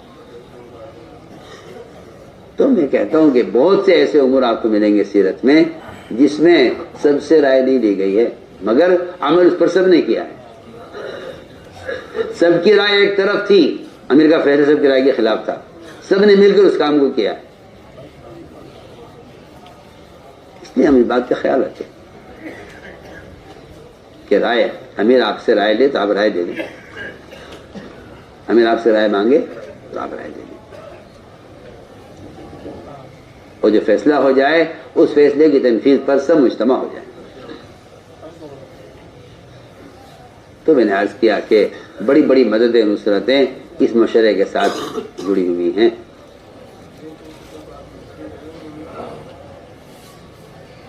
بڑی بڑی مددیں اس مشورے کے ساتھ جڑی ہوئی ہیں. اس لیے میں نے عرض کیا تھا کہ یہ 4 چیزیں اصل بنیادی ہیں جس سے عملہ مجتمع رہتا ہے. تو میرے دوستوں عزیزوں، کام کرتے ہوئے مشورہ کرو، کام کرتے ہوئے مشورہ کرو، کام کرتے ہوئے مشورہ کرو، ورنہ صرف امور اور فیصلے یہ موضوع بن کے رہ جائیں گے. امور اور فیصلے یہ موضوع بن جائیں گے. جی ہاں، کیا امور ہیں کیا فیصلے ہیں. اس لیے کام کرتے ہوئے مشورہ کرو. جس سے میں مثال دیا کرتا ہوں کہ نماز میں شرکت کر کے لقمہ دو، نماز میں شریک ہو کر امام کو لقمہ دو، مشورے میں شریک ہو کر امیر کو رائے دو، سارے کام میں شرکت ہو. اس میں رکوع، سجدہ، قوما، قاعدہ، جلسہ وہ امام کے ساتھ ہو رہا ہو آپ کا اسی نماز میں، تو آپ امام کو لقمہ دیجیے، آپ کو لقمہ ضرور لیا جائے گا. ہم اسی کی مثال دے کر عرض کرتے ہیں کہ آپ اس امام کے ساتھ اس کی نماز میں آپ شریک ہو جائیے، آپ لقمہ دیجیے، اور آپ گشت میں، تعلیم میں، خروج میں، سالانہ خروج میں، نقل و حرکت میں رہیں، رائے دیجیے.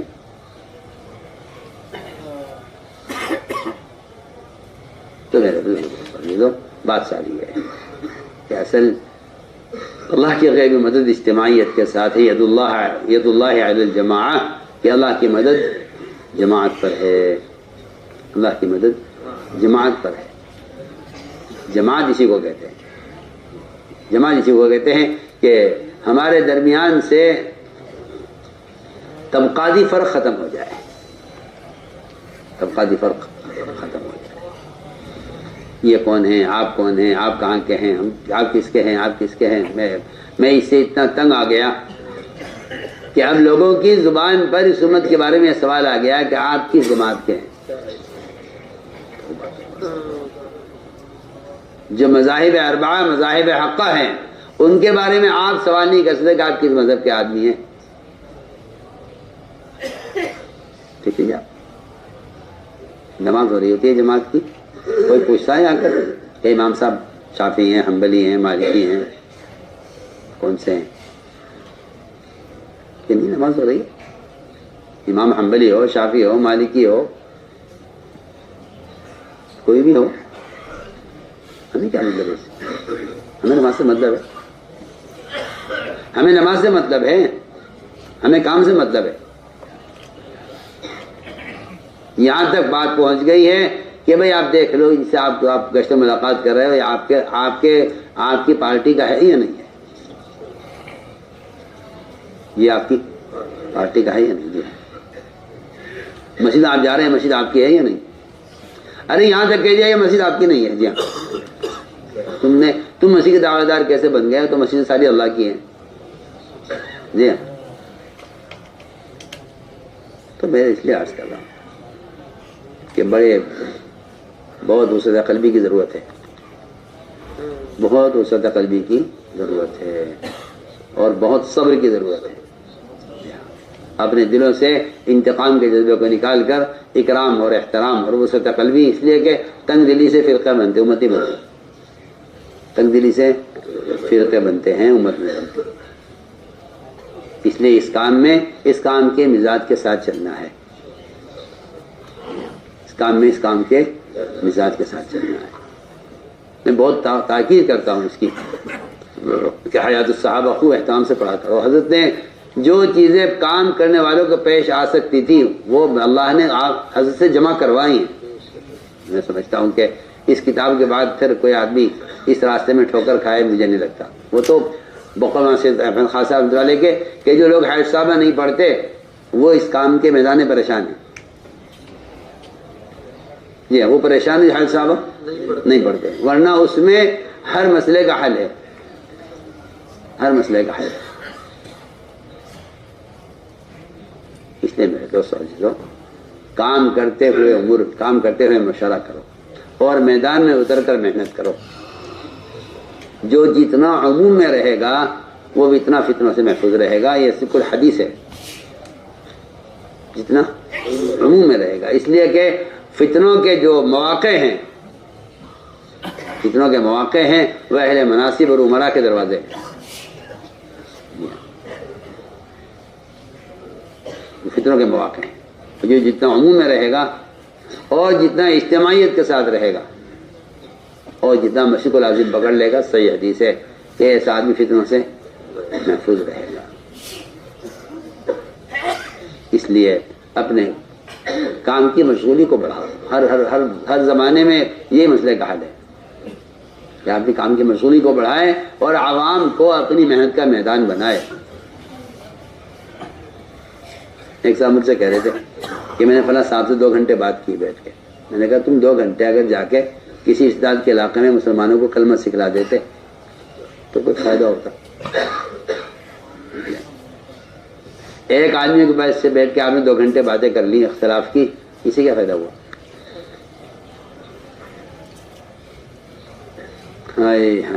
اب میں دیکھتا ہوں کہ لوگ ایک دوسرے کی اصلاح کی کوشش میں مشغول ہیں، جی ہاں، اور امت کا سیلاب اصلاح کی طرف بہ رہا ہے، امت کا سیلاب ارتداد کی طرف بہ رہا ہے، اور یہاں آپس کی ایک دوسرے کی اصلاح کی کوشش میں سارا وقت ضائع ہو۔ اس لیے میرے دوستو عزیزو، میدان میں اترو اور اپنے عمومی خروج کی مشغولی بڑھاؤ۔ ہر سال 4 مہینے 6 مہینے کی بار بار بات ہو رہی ہے، وہ اس کا مقصد ہی یہی ہے کہ جو چیز موضوع نہیں تھی وہ موضوع بن گئی ہے، وہ جو اصل کام تھا اس کی کوئی اہمیت نہیں ہے. اس کے لیے ارادے فرماؤ، نیت فرماؤ. قدم اٹھاؤ. بتائیں بھی ہر سال 4 ماہ 6 ماہ کے لیے بتائیں ماشاءاللہ. دوسرے تیسرے سال کے لیے بتائیں ماشاءاللہ. مولانا مہر الدین صاحب دوسرے سال کے لیے ماشاءاللہ. مفتی نعمان صاحب تیسرے سال کے لیے ماشاءاللہ. مفتی ماشاءاللہ مہاراشٹر سے پوری جماعت تیسرے سال کی کھلے خرچے کے ساتھ اللہ قبول فرمائے. مفتی عبدالعزیز صاحب اندور سے پوری جماعت تھے کھلے خرچے کے ساتھ. دوسرے سال کی پوری جماعت کھلے خرچے کے ساتھ. اڑیسہ سے دوسرے سال کی پوری جماعت کھلے خرچے کے ساتھ ماشاءاللہ. 5 ماہ ساجد علی صاحب ماشاءاللہ. مولانا نواب صاحب تیسرے سال کے لیے.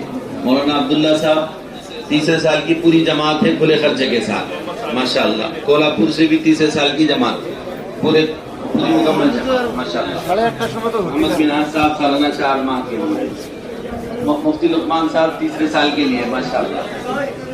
مولانا صاحب خضر سال کے لیے ماشاءاللہ.